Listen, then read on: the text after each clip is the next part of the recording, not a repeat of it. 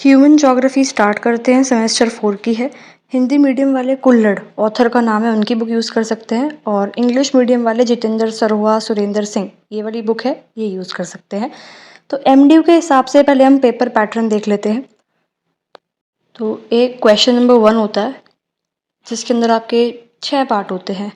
First, second, third, fourth, fifth, sixth. ये 6 के 6 part जो हैं आपके बेसिकली देखें तो हम 2-2 नंबर के होते हैं। तो क्वेश्चन 1 6 पार्ट हैं, 2-2 नंबर के हैं, तो 12 नंबर का क्वेश्चन 1 हो गया। और ये जो क्वेश्चन 1 है ये कंपलसरी क्वेश्चन होता है, सबको अटेम्प्ट करना होता है। इस क्वेश्चन 1 जो 12 नंबर का है, कंपलसरी क्वेश्चन है। इसके बाद आती है यूनिट नंबर 1। इसमें 2 क्वेश्चन होते हैं, क्वेश्चन नंबर 2 और क्वेश्चन नंबर 3। क्वेश्चन नंबर 2 भी 12 नंबर का है, क्वेश्चन नंबर 3 भी 12 नंबर का है। करना कोई एक है, या तो क्वेश्चन 2 अटेम्प्ट करो या क्वेश्चन 3 अटेम्प्ट करो। और यूनिट 1 में 3 चैप्टर हैं। Chapter 1 nature and scope of human geography, chapter 2 human races and tribes, chapter 3 man environmental relations. Chapter 1 कराऊंगी, चैप्टर 3 कराऊंगी, चैप्टर 2 नहीं करवाऊंगी। चैप्टर 1 और 3 करके जितना मैं करवाऊंगी उतना करके क्वेश्चन 2 और क्वेश्चन 3 में से कोई एक क्वेश्चन 100% बन जाएगा। फिर आती है यूनिट 2, उसमें क्वेश्चन 4 और क्वेश्चन 5 होता है। कोई एक क्वेश्चन करना है, या तो क्वेश्चन 4 या क्वेश्चन 5। 12 नंबर का एक क्वेश्चन है इसमें भी। यूनिट 2 में है 6 चैप्टर। चैप्टर 4 कराऊंगी पूरा, चैप्टर 5 पूरा करवाऊंगी, चैप्टर 6 पूरा करवाऊंगी, 9 पूरा करवाऊंगी, 7 और 8 थोड़ा थोड़ा करवाऊंगी। जितना मैं करवाऊंगी उसमें से यूनिट नंबर 2 का कोई ना कोई एक क्वेश्चन 4 या 5 100% बन जाएगा। यूनिट नंबर 3 देखो, उसमें भी 2 क्वेश्चन आएंगे, क्वेश्चन 6, क्वेश्चन 7। कोई एक क्वेश्चन करना है 12 नंबर का। यूनिट 3 में आपके 3 चैप्टर हैं, चैप्टर 10, 11 और 12। 2 चैप्टर कराऊंगी, 10th और 11th। Population of the world, over population, optimum population और अंडर पॉपुलेशन। 12th चैप्टर नहीं करवाऊंगी। तो चैप्टर 10 और 11 कर रहे, क्वेश्चन 6, 7 में से एक क्वेश्चन पक्का बन जाएगा 100%। ठीक है। यूनिट 4 देखोगे तो इसमें आपके 5 चैप्टर हैं और 2 क्वेश्चन पेपर में आएंगे, क्वेश्चन 8 और क्वेश्चन 9। इसमें कोई एक क्वेश्चन करना है, 12 नंबर का क्वेश्चन होगा। तो चैप्टर 13, 14, 15, 16, 17 इसमें है। इसमें से आपको चैप्टर नंबर 13 रूरल सेटलमेंट्स कराऊंगी। 14, 15 चैप्टर टाउन्स के ऊपर है, वो नहीं करवाऊंगी। 17 चैप्टर सस्टेनेबल डेवलपमेंट का है, वो करवाऊंगी। और 16 चैप्टर देखें तो वो है आपका population pressure, resource use and environmental degradation. ये चैप्टर कराऊंगी पूरा। तो यूनिट 4 में से बेसिकली 5 में से 3 चैप्टर कराऊंगी। और 3 चैप्टर करके आपकी जो 8th 9th क्वेश्चन है, एक क्वेश्चन 100% बन जाएगा। तो जितना कराऊंगी उतना कर लेना। जो चैप्टर छुड़वा रही हूँ वो मत करना, उनमें से क्वेश्चन नहीं बनेंगे। और क्वेश्चन नंबर 1 की बात करें तो क्वेश्चन नंबर 1 में से आप प्रीवियस ईयर क्वेश्चंस देख लेना। थोड़े बहुत क्वेश्चंस मैं बीच बीच में बता दूंगी कि ये 2 नंबर में आपका आ सकता है। जैसे कि जो पेपर मेरे पास है 2024 का ही है।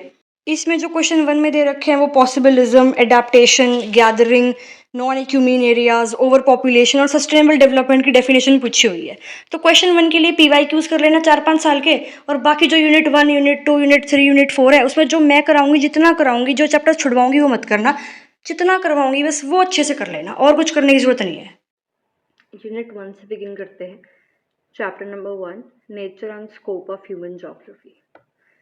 देखो, अगर हम अर्थ पे जितने भी एलिमेंट्स हैं उनको डिवाइड करें तो 2 क्लास में आप डिवाइड कर सकते हो इनको, नेचुरल या फिजिकल एलिमेंट्स और ह्यूमन या कल्चरल एलिमेंट्स। तो ह्यूमन इन्वायरमेंट के बेसिस पर ज्योग्राफी की 2 ब्रांचेस डेवलप हो रखी हैं, physical geography and human geography. Human geography के बारे में अगर हम देखें तो ह्यूमन ज्योग्राफी एक सब्जेक्ट है जिसमें हम अर्थ के बारे में पढ़ते हैं कि अर्थ जो है कैसे वो होम है ह्यूमन बीइंग का, कैसे जो अर्थ पे एलिमेंट्स हैं वो ह्यूमन बीइंग्स को हेल्प करते हैं। तो basically human geography is a relationship between natural and human world. ठीक है। अब नेचर देखिए अगर ह्यूमन ज्योग्राफी का, तो इंटर रिलेशनशिप हम देखते हैं फिजिकल इन्वायरमेंट और human born socio cultural environment के बीच में। ठीक है। पहले वाले क्लासेस में सेमेस्टर फर्स्ट में, सेकंड में, थर्ड में landscapes, soil, water, climate, natural vegetation, फोना, फ्यूना, रॉक्स, मिनरल्स, जो फिजिकल इन्वायरमेंट है बेसिकली, ये सब आप पढ़ के आ चुके हो। यहाँ पर हम देखेंगे कि ह्यूमन ज्योग्राफी क्या है, इस फिजिकल इन्वायरमेंट का ह्यूमंस पे क्या इम्पैक्ट पड़ता है। ठीक है, ह्यूमन ट्रेड्स क्या क्या होते हैं, home, village, field, town, canal, bridge, roads, rail road, factory, school, ये सब चीज़ें। ठीक है, तो जो इन्वायरमेंट है, बेसिकली जो फिजिकल इन्वायरमेंट है, उसका जो ह्यूज इम्पैक्ट है ह्यूमंस पर, ये जो चीज़ें हैं जो ह्यूमन मेड है वो क्यों आई, फिजिकल इन्वायरमेंट की वजह से ये जो चीज़ें हैं वो कैसे इम्पैक्ट होती हैं, ये सब चीज़ें हम देखते हैं। ह्यूमन ज्योग्राफी के अंदर हम मैन का रिस्पॉन्स देखते हैं इन डिफरेंट फिजिकल कंडीशंस, कि वो अपनी नीड्स को मीट करने के लिए अपने आप को कैसे एडजस्ट करता है किसी पर्टिकुलर इन्वायरमेंट में। एक स्टेटमेंट है जो कि काफ़ी इंपॉर्टेंट है कि when human beings have a naturalized condition, nature is also humanized। जो ग्रामेटिकल मिस्टेक है वैसे स्लाइड में, बेसिकली मतलब ये है कि ह्यूमंस जो हैं वो नेचुरलाइज होते हैं, सिमिलरली नेचर जो है वो भी ह्यूमनाइज्ड होती है। ठीक है, तो एक नेवल रिलेशनशिप है बेसिकली नेचर में और ह्यूमन में। नेचर और ह्यूमन जो है आपस में लिंक्ड है।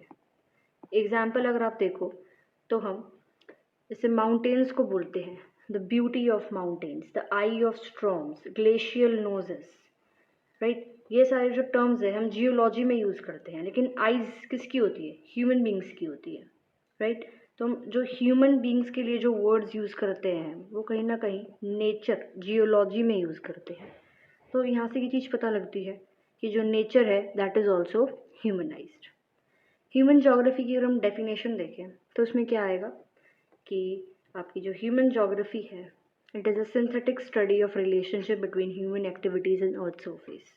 बताया ही था कि क्या रिलेशनशिप है फिजिकल इन्वायरमेंट में और ह्यूमंस में, ह्यूमन बींग्स जो हैं वो कैसे अपने आप को एडजस्ट करते हैं एक पर्टिकुलर इन्वायरमेंट में। Naturalisation of human and humanisation of nature और थोड़ा डिटेल में देखोगे तो टेक्नोलॉजी का बहुत इंपॉर्टेंट फैक्टर यहाँ पे एक आ जाता है कि man performs interaction from his physical environment with the help of technology and technology derived from his cultural heritage। ठीक है, अगर इसके हम एग्जाम्पल्स देखें naturalisation of human and humanisation of nature जो कॉन्सेप्ट है, तो देखो कॉन्सेप्ट ऑफ फ्रिक्शन साइंस का कॉन्सेप्ट है जिसकी वजह से ह्यूमन बींग्स ने फायर को इन्वेंट किया था। डीएनए की मिस्ट्री आ जाती है, एरोडायनामिक्स के लॉज आ जाते हैं। ये सब चीज़ें जो है यही हमें बताती हैं कि कैसे जो है टेक्नोलॉजी की वजह से ह्यूमन ज्योग्राफी पर इम्पैक्ट होता है। स्कोप ऑफ ह्यूमन ज्योग्राफी देखें हम तो कल्चरल चीज़ों के बारे में इसमें हम पढ़ते हैं। जो सब्जेक्ट मैटर है ह्यूमन ज्योग्राफी का वो बहुत ज़्यादा वाइड है। ज्योग्राफी आपको पता है उसमें हम क्या पढ़ते हैं, अर्थ को पढ़ते हैं as a habitat of man, और man has always been a focal point of geographical studies. तो कहीं ना कहीं ह्यूमन ज्योग्राफी में जो है उसमें हम देखते हैं कि कैसे कल्चर इम्पैक्ट करता है एक ह्यूमन सोसाइटी को, कैसे फिज़िकल फीचर्स जो है एनवायरनमेंट के वो इम्पैक्ट करते हैं एक सोसाइटी को, ह्यूमन बींग्स की। ये सब चीज़ें इसमें हम देखते हैं। ओपिनियन दे रखे हैं एल्सवर्थ हंटिंगटन के इसमें कि एक ये के अमेरिकन जोग्राफर थे, इन्होंने जो है ह्यूमन ज्योग्राफी की फील्ड में काफ़ी ज़्यादा काम किया है। उन्होंने ह्यूमन ज्योग्राफी के फैक्ट्स को 3 कैटेगरीज में डिवाइड करके एक चार्ट बनाया है जिससे जो ह्यूमन ज्योग्राफी की स्टडी है वो काफ़ी ज़्यादा इजी बन गई है। फर्स्ट एक ये कंडीशन जो ये पढ़ते हैं वो है आपकी फ़िज़िकल कंडीशंस। इसमें देखते हैं कि अर्थ का जो है कैसे प्लेनेटरी मूवमेंट हो रहा है, अर्थ की शेप जो है वो कैसे इम्पैक्ट करती है आपके ह्यूमन बींग्स को। लैंड शेप्स है, स्ट्रक्चर्स हैं, reservoirs, soils and minerals, climate. तो ये फिज़िकल फैक्टर्स जो हैं वो कैसे ह्यूमन को इम्पैक्ट करते हैं। Forms of life, plants, animals, humans, human responses और एक्शंस। तो ये सब चीज़ें हम कहाँ पढ़ते हैं, ह्यूमन ज्योग्राफी में पढ़ते हैं। ह्यूमन रिस्पॉन्सेज या एक्शंस में हम मटेरियल नीड्स पढ़ते हैं, फूड की, वाटर की, क्लोथिंग की, हाउसिंग की, इक्विपमेंट वगैरह के बारे में पढ़ते हैं, transportation, efficiency, manufacturing, higher needs, government, education, science. Basically यहाँ पे हम कहीं ना कहीं प्राइमरी, सेकेंडरी और टर्शरी सेक्टर को इंक्लूड करते हैं और उनको पढ़ते हैं। तो ह्यूमन बींग्स को डिटेल में पढ़ते हैं कि जो ह्यूमन बींग्स की सराउंडिंग है, इन्वायरमेंट है, वो कैसे ह्यूमन के रहन सहन को, उनकी एक्टिविटीज़ को इम्पैक्ट करती है। Dependence of human geography on other sciences for subject matter. Human geography, like physical geography, is not an independent science subject. Human geography has relied on social science for its content and analysis. It provides regional perspective to other subjects who are lacking in age. तो obviously human geography जो है वो भी physical geography की तरह एक independent subject नहीं है। उसका डेटा दूसरे सब्जेक्ट में काम आता है और बाकी सब सब्जेक्ट्स का डेटा ह्यूमन जोग्राफी में काम आता है। ठीक है, तो अगर हम देखें तो ह्यूमन जोग्राफी में जो है इकोनॉमिक्स की हेल्प लेनी पड़ती है, क्योंकि distribution of human economic activities को हम इकोनॉमी में पढ़ते हैं। जोग्राफी के बारे में आपको पता होना चाहिए थोड़ा बहुत ह्यूमन जोग्राफी को पढ़ने से पहले। डेमोग्राफिक कंडीशंस जो कि पॉपुलेशन जोग्राफी में आता है। ठीक है, एग्रीकल्चर जोग्राफी आपकी हो गई, सोशल जोग्राफी, ये सब चीज़ें जो हैं आपके सब्जेक्ट मैटर हैं किसके, ह्यूमन जोग्राफी के। बेसिकली यहाँ ये बोला गया है कि ह्यूमन जोग्राफी जो है वो एक इंडिपेंडेंट सब्जेक्ट नहीं है, बाकी सब्जेक्ट्स का कॉन्ट्रीब्यूशन भी इसमें है। Human geography through the corridors of time. Important question बन जाता है यहाँ से आपका कि ह्यूमन जोग्राफी को टाइम के अकॉर्डिंग हम कैसे डिवाइड कर सकते हैं। तो देखो, पहला है अर्ली कलोनियल पीरियड, फिर है लेटर कलोनियल पीरियड, फिर है 1930s के टाइम पे, फिर है लेट 1950s के टाइम पे, फिर है 1970s के टाइम पे, एंड देन है 1990s के टाइम पे। तो अर्ली कलोनियल पीरियड पे एक्सप्लोरेशन एंड डिस्क्रिप्शन होती है, यानी कि थोड़ा थोड़ा ह्यूमन ज्योग्राफी के बारे में पढ़ना स्टार्ट होता है। Regional analysis later colonial period में होती है, इसमें हम रीजन्स के बारे में पढ़ना स्टार्ट करते हैं।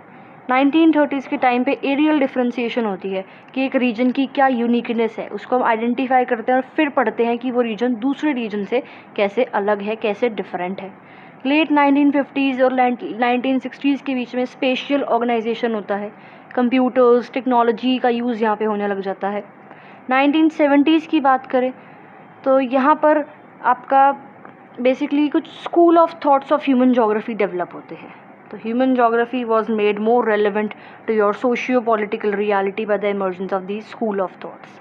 तो कुछ school of thoughts, radical school of thoughts, humanistic school of thoughts, ये आपके अलग अलग डेवलप होते हैं। डिफरेंट स्कॉलर्स जो हैं ये स्कूल ऑफ थॉट्स को, अपने आइडियाज़ को अलग अलग बुक्स में अलग अलग टॉपिक्स के अंदर डिवाइड करके डिफरेंट स्कूल ऑफ थॉट्स बनाते हैं। 1990s के टाइम पे पोस्ट मॉडर्निज्म इन जोग्राफी आता है कि इसके अंदर जो है आप लोकल कॉन्टेक्स्ट पढ़ रहे हो। नेक्स्ट टॉपिक आ जाता है अप्रोचेस और मेथड्स ऑफ ह्यूमन जोग्राफी। तो 5 मेजर स्टडी अप्रोचेस है ह्यूमन जोग्राफी की बेसिकली। पहली है हिस्टोरिकल अप्रोच। तो ह्यूमन बींग्स का जो है वेरिएबल रिलेशनशिप होता है उसके नेचुरल इन्वायरमेंट से, पहले भी था आज भी है। जो नेचुरल इन्वायरमेंट के कुछ कंपोनेंट्स हैं जैसे climate, soil, height, nature of natural vegetation, ये भी धीरे धीरे चेंज हुए हैं। तो धीरे धीरे जो ह्यूमन बींग्स का रिलेशनशिप है नेचर के साथ वो भी चेंज हुआ है।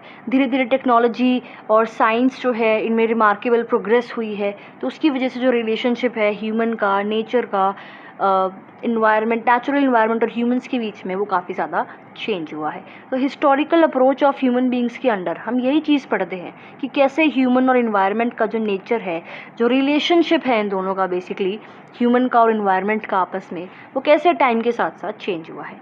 अगली अप्रोच है स्पेशियल एनालिसिस अप्रोच। इस अप्रोच में हम क्या देखते हैं, basically experts are given to the study of all those aspects of human environment in different parts or regions of the world, because of which various ways are found in the practices of human life. By the beginning of 20th century, factors of natural environment are considered responsible for genres of human life pattern found in different parts of the world. तो special analysis यानी कि different regions में world के आप study करते हो human beings और nature का रिलेशनशिप। इकोलॉजिकल अप्रोच के अंदर जो ह्यूमन बींग्स की एक्टिविटीज़ हैं, they are studied in terms of their interrelationship with the natural environment.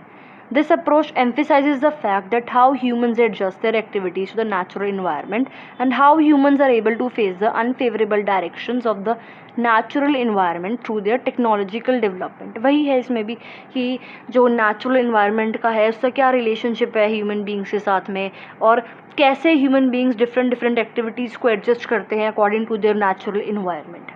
ये चीज़ें पढ़ते हो इसमें भी आप, ठीक है।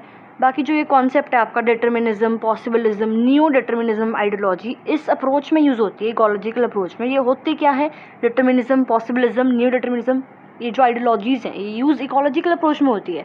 ये बात तो पता लग गई, बट ये होती क्या है ये हम देखेंगे थर्ड चैप्टर में। नेक्स्ट है बिहेवियरल अप्रोच। इस अप्रोच के अंदर हम लोग जो कल्चरल लैंडस्केप है produced on the crust of a region is a result of personal qualities of human residing in that area।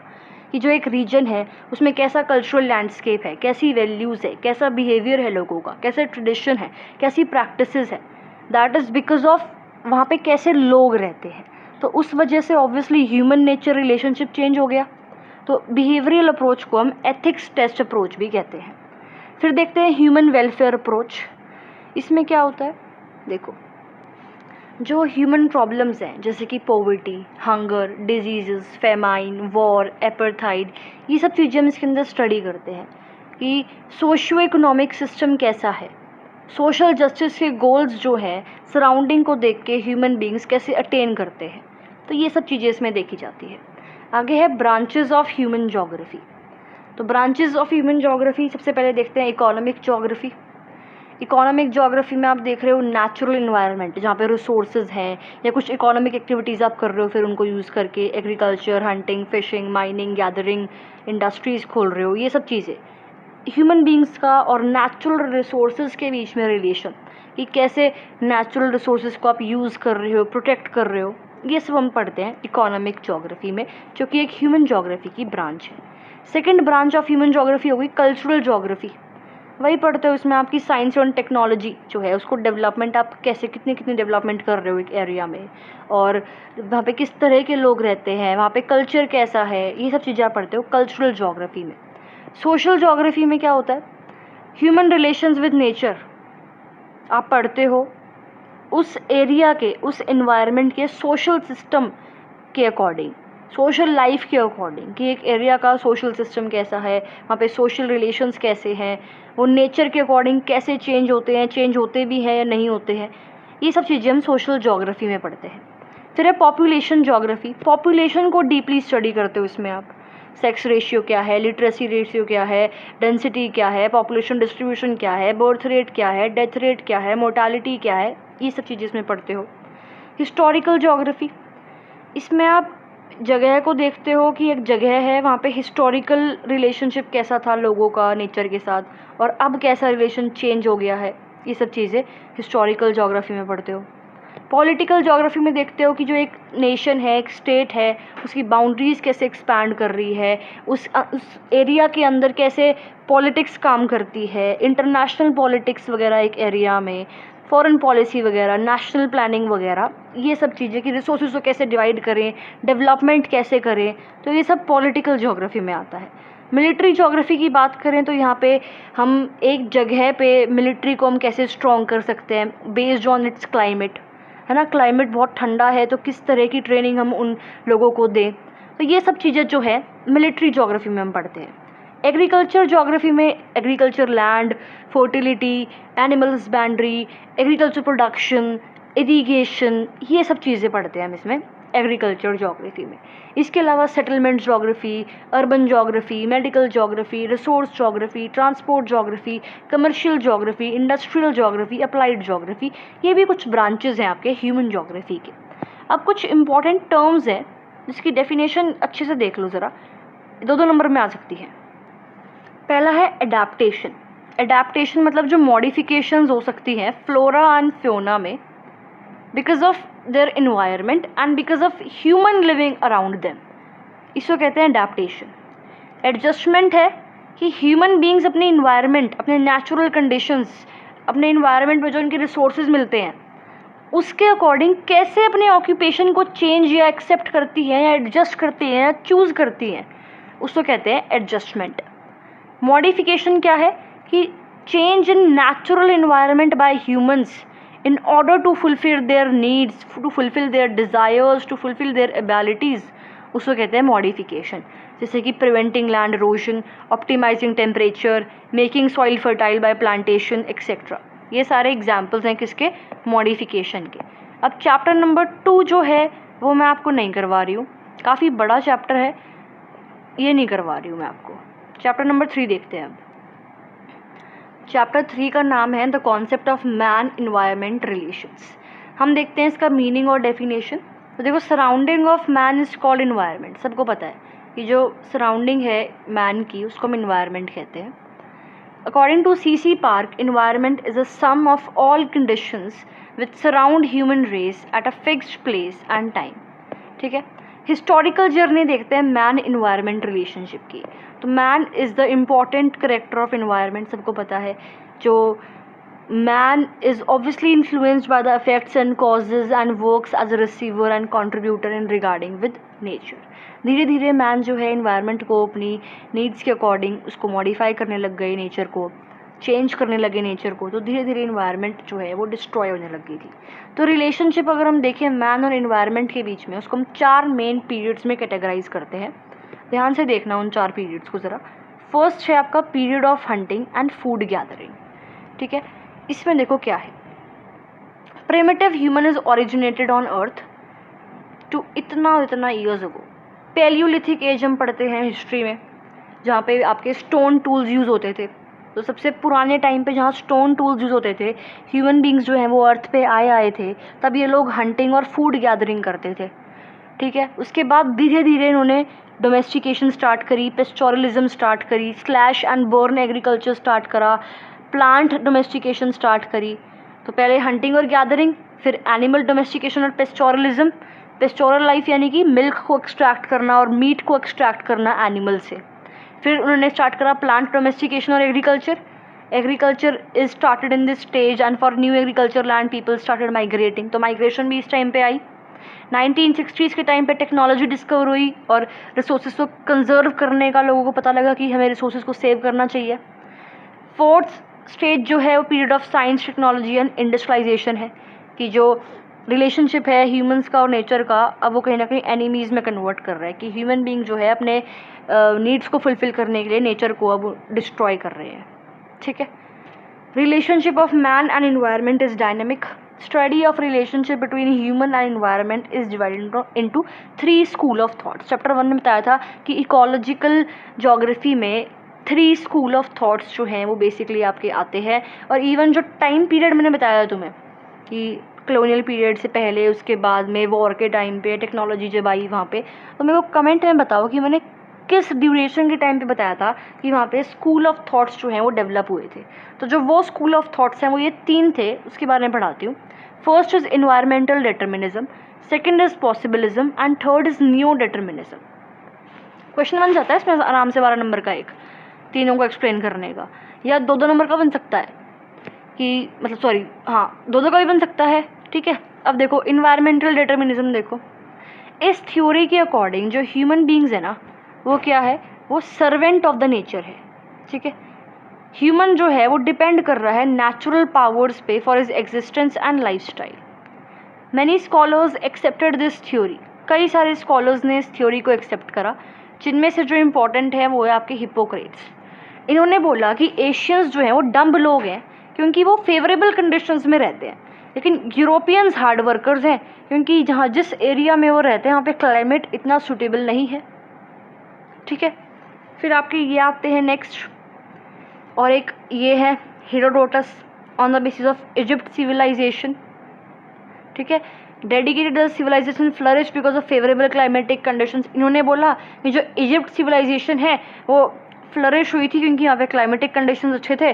तो क्लाइमेटिक कंडीशन अच्छे थे इसलिए वो फ्लरिश हुई, इसलिए ह्यूमन बींग्स जो है वहाँ पे ज़्यादा थे, पॉपुलेशन ज़्यादा थी, तभी तो एक सिविलाइजेशन फ्लरिश हुई है जब पॉपुलेशन ज़्यादा है।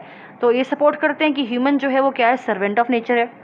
एरिस्टोटल जो है वो भी इसको सपोर्ट करते हैं, इस थ्योरी को, कि जो लोग हैं कोल्ड और हार्श क्लाइमेट के, वो ज़्यादा हार्ड वर्किंग लोग हैं और पॉलिटिकली इकोनॉमिकली स्ट्रॉन्गर होते हैं।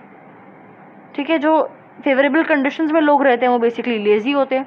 एरिस्टोटल ने ये बात कही थी। तो जो इन्वायरमेंटल डिटर्मिनिज्म को फॉलो करते हैं, मानते हैं इस थ्योरी को, वो मानते हैं कि जो ह्यूमंस हैं वो सर्वेंट है नेचर का, और जो नेचर है वो सुप्रीम है यहाँ पे। स्टारबो ये भी सजेस्ट करते हैं कि जो highland, soil, slopes, climate, vegetation, ये सारे डिवाइन भगवान ने हमें दिए हैं और ह्यूमन लिवलीहुड के लिए ज़रूरी है। और ये जो जोग्राफिकल कंडीशंस है वो जिस एरिया के अच्छे होंगे वहाँ पे जो डेवलपमेंट है किसी एम्पायर की, किसी सिविलाइजेशन की, वो अच्छी होगी। एग्जाम्पल ये देते हैं कि जो जोग्राफिकल कंडीशंस हैं इटली के, उसकी वजह से ही वहाँ पे रोमन एम्पायर का डेवलपमेंट हुआ था, रोमन एम्पायर जो है वो फ्लरिश हुआ था।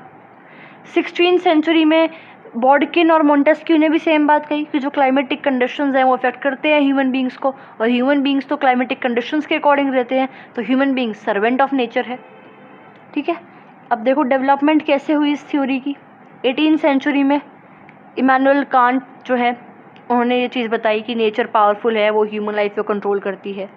ठीक है, 19th सेंचुरी में अलेक्जेंडर जो है उन्होंने अपनी बुक में बताया कि जो जोग्राफिकल कंडीशंस हैं वो बहुत ज़्यादा इंपॉर्टेंट है। चार्ल्स डार्विन ने जो इनकी बुक थी डार्विनिज्म, ठीक है, उसके बारे में ये बात करते हैं अपनी बुक में ओरिजिन ऑफ स्पीशीज़ में।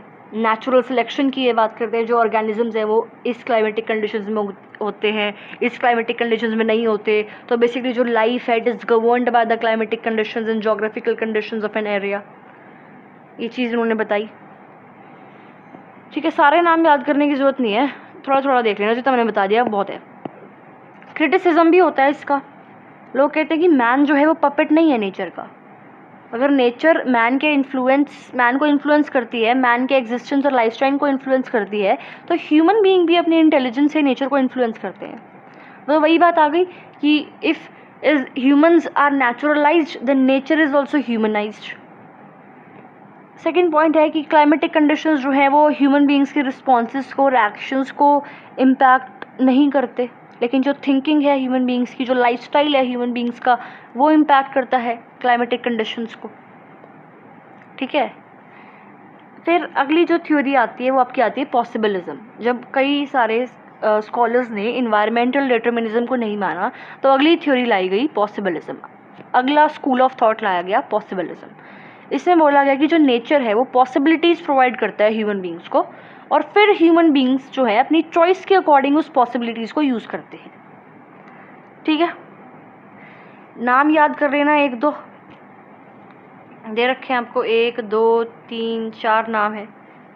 इसमें लोगों ने ये बताया कि कैसे एक जगह का कल्चरल लैंडस्केप जो है वो वेरी करता है अलग अलग जगह, मतलब अलग अलग जगह में डिफरेंट कल्चर होता है क्योंकि अलग अलग लोग रहते हैं। तो पता लगता है कि जो नेचर है वो पावरफुल नहीं है, वो सुप्रीम नहीं है, पॉसिबिलिटीज़ होती हैं, और मैन जो है मास्टर ऑफ पॉसिबिलिटीज़ है, जज है उनका यूज़ का, कि मैन की मर्ज़ी वो क्या यूज़ करे क्या ना यूज़ करे।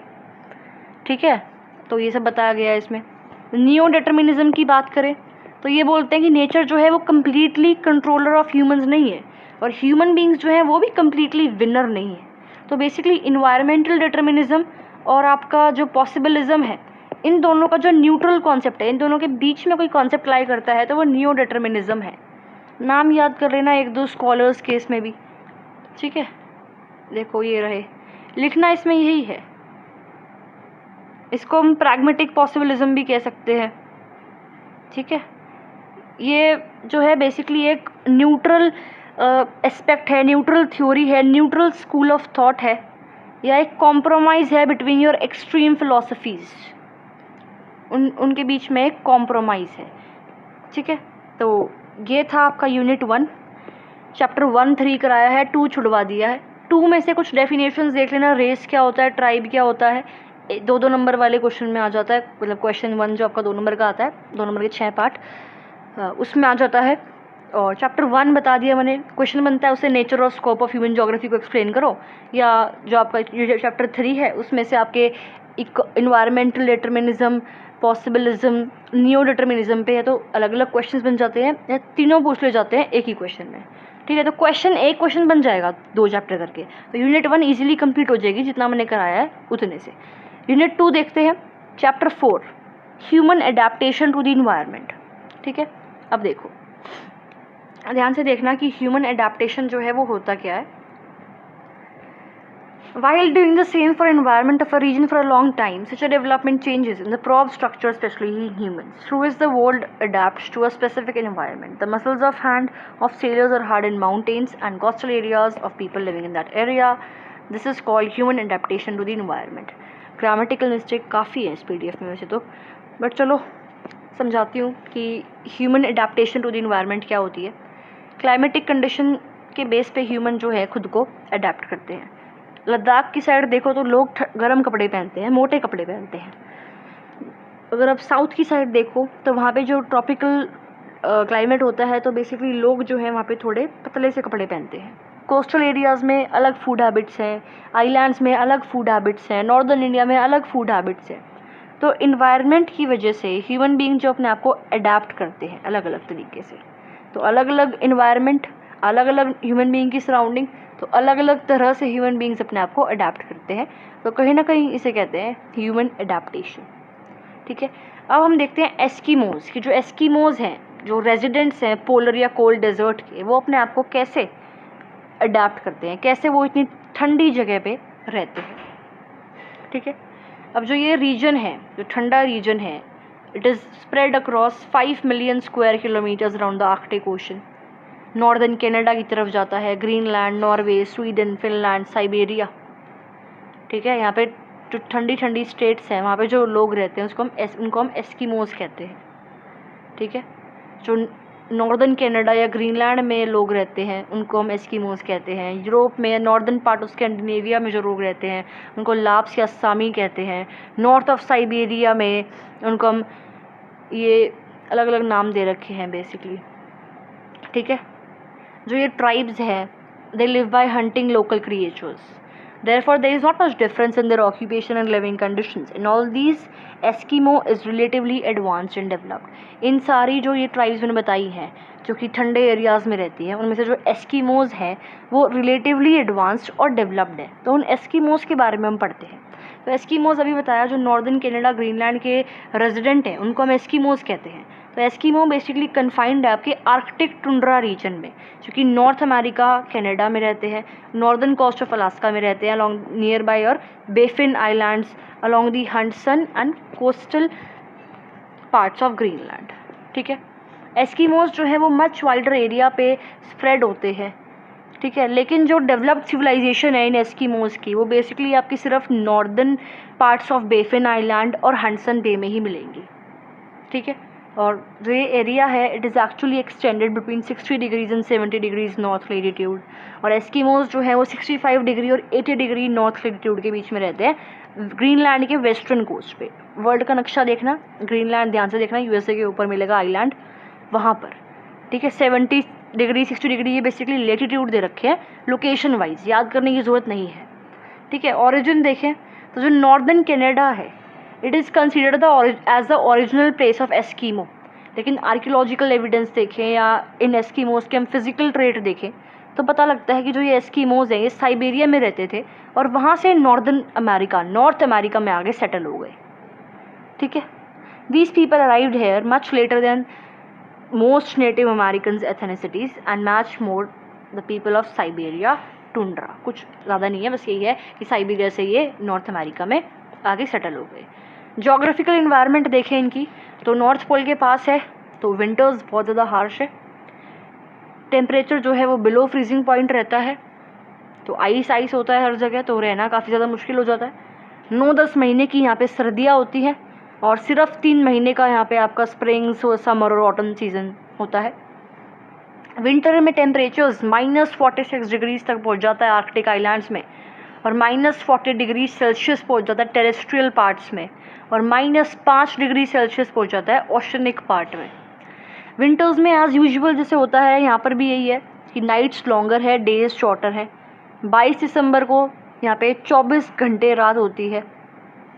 ठीक है, नाइट टाइम जो है वो पीरियड, जो नाइट टाइम का पीरियड है वो इंक्रीज़ करता है to 6 months at the rising north pole. यानी कि नॉर्थ पोल के आसपास के एरियाज़ पे जो नाइट टाइम है, नाइट टाइम का पीरियड जो है वो 6 महीने का होता है, कि 6 महीने दिन है, 6 महीने रात है। एरोरा बोरेलिस जो है यहाँ पे विंटर नाइट्स पे देखी जाती है। डेफिनेशन देखना इसकी प्रॉपर तरह से, इंपॉर्टेंट टर्म है आपका ये। ठीक है, रेनफॉल देखें तो वो लेस देन 25 सेंटीमीटर है। साइक्लोनिक रेनफॉल यहाँ पे होती है। क्यों होती है cyclonic rainfall? Because of westerly या बैकवर्ड विंड्स। साइक्लोनिक रेनफॉल मैंने बताया था जब मैंने आपको रेन वाला चैप्टर कराया था पिछले सेमेस्टर में। ठीक है, इवेपोरेशन, अच्छा कमेंट में बताना साइक्लोनिक रेनफॉल होती क्या है। इवेपोरेशन जो है यहाँ पे बिल्कुल नेग्लिजिबल होती है क्योंकि ठंड बहुत ज़्यादा है।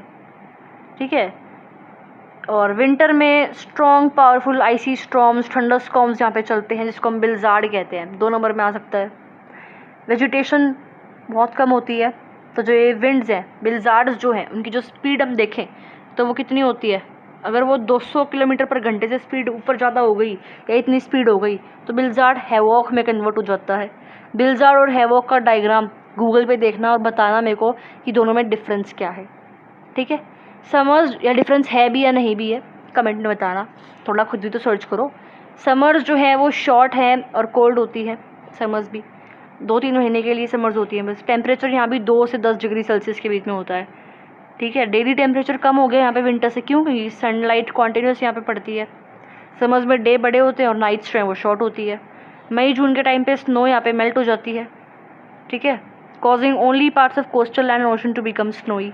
तो उस टाइम पे सिर्फ कोस्टल लैंड और ओशन के जो पार्ट्स हैं वो स्नोई रहते हैं, बाकी जब बाकी जगह स्नो मेल्ट हो जाती है, ठीक है। Flowing of warm winds over the cold sea currents in the coastal areas creates mist.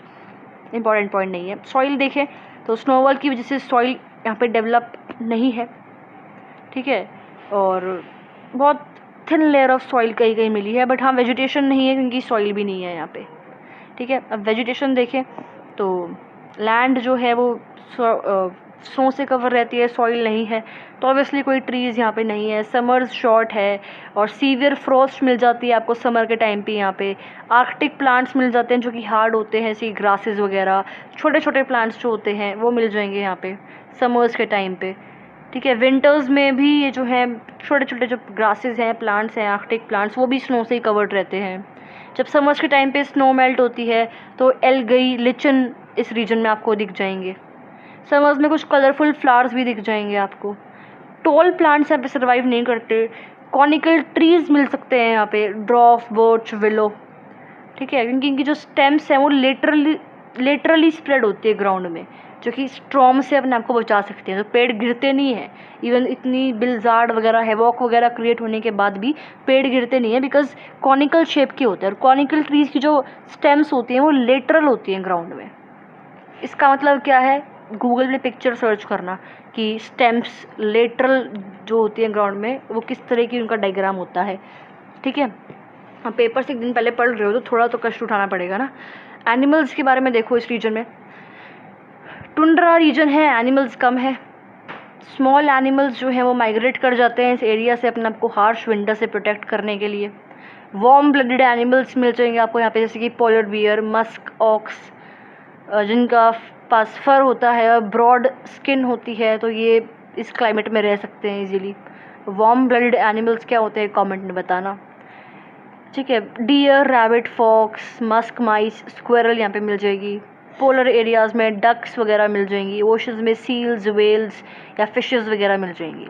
अब जो ये लोग हैं एस्किमोज जो हैं, इनके फिजिकल ट्रेट्स देखें तो मीडियम हाइट के होते हैं ये, 150 से 160 सेंटीमीटर।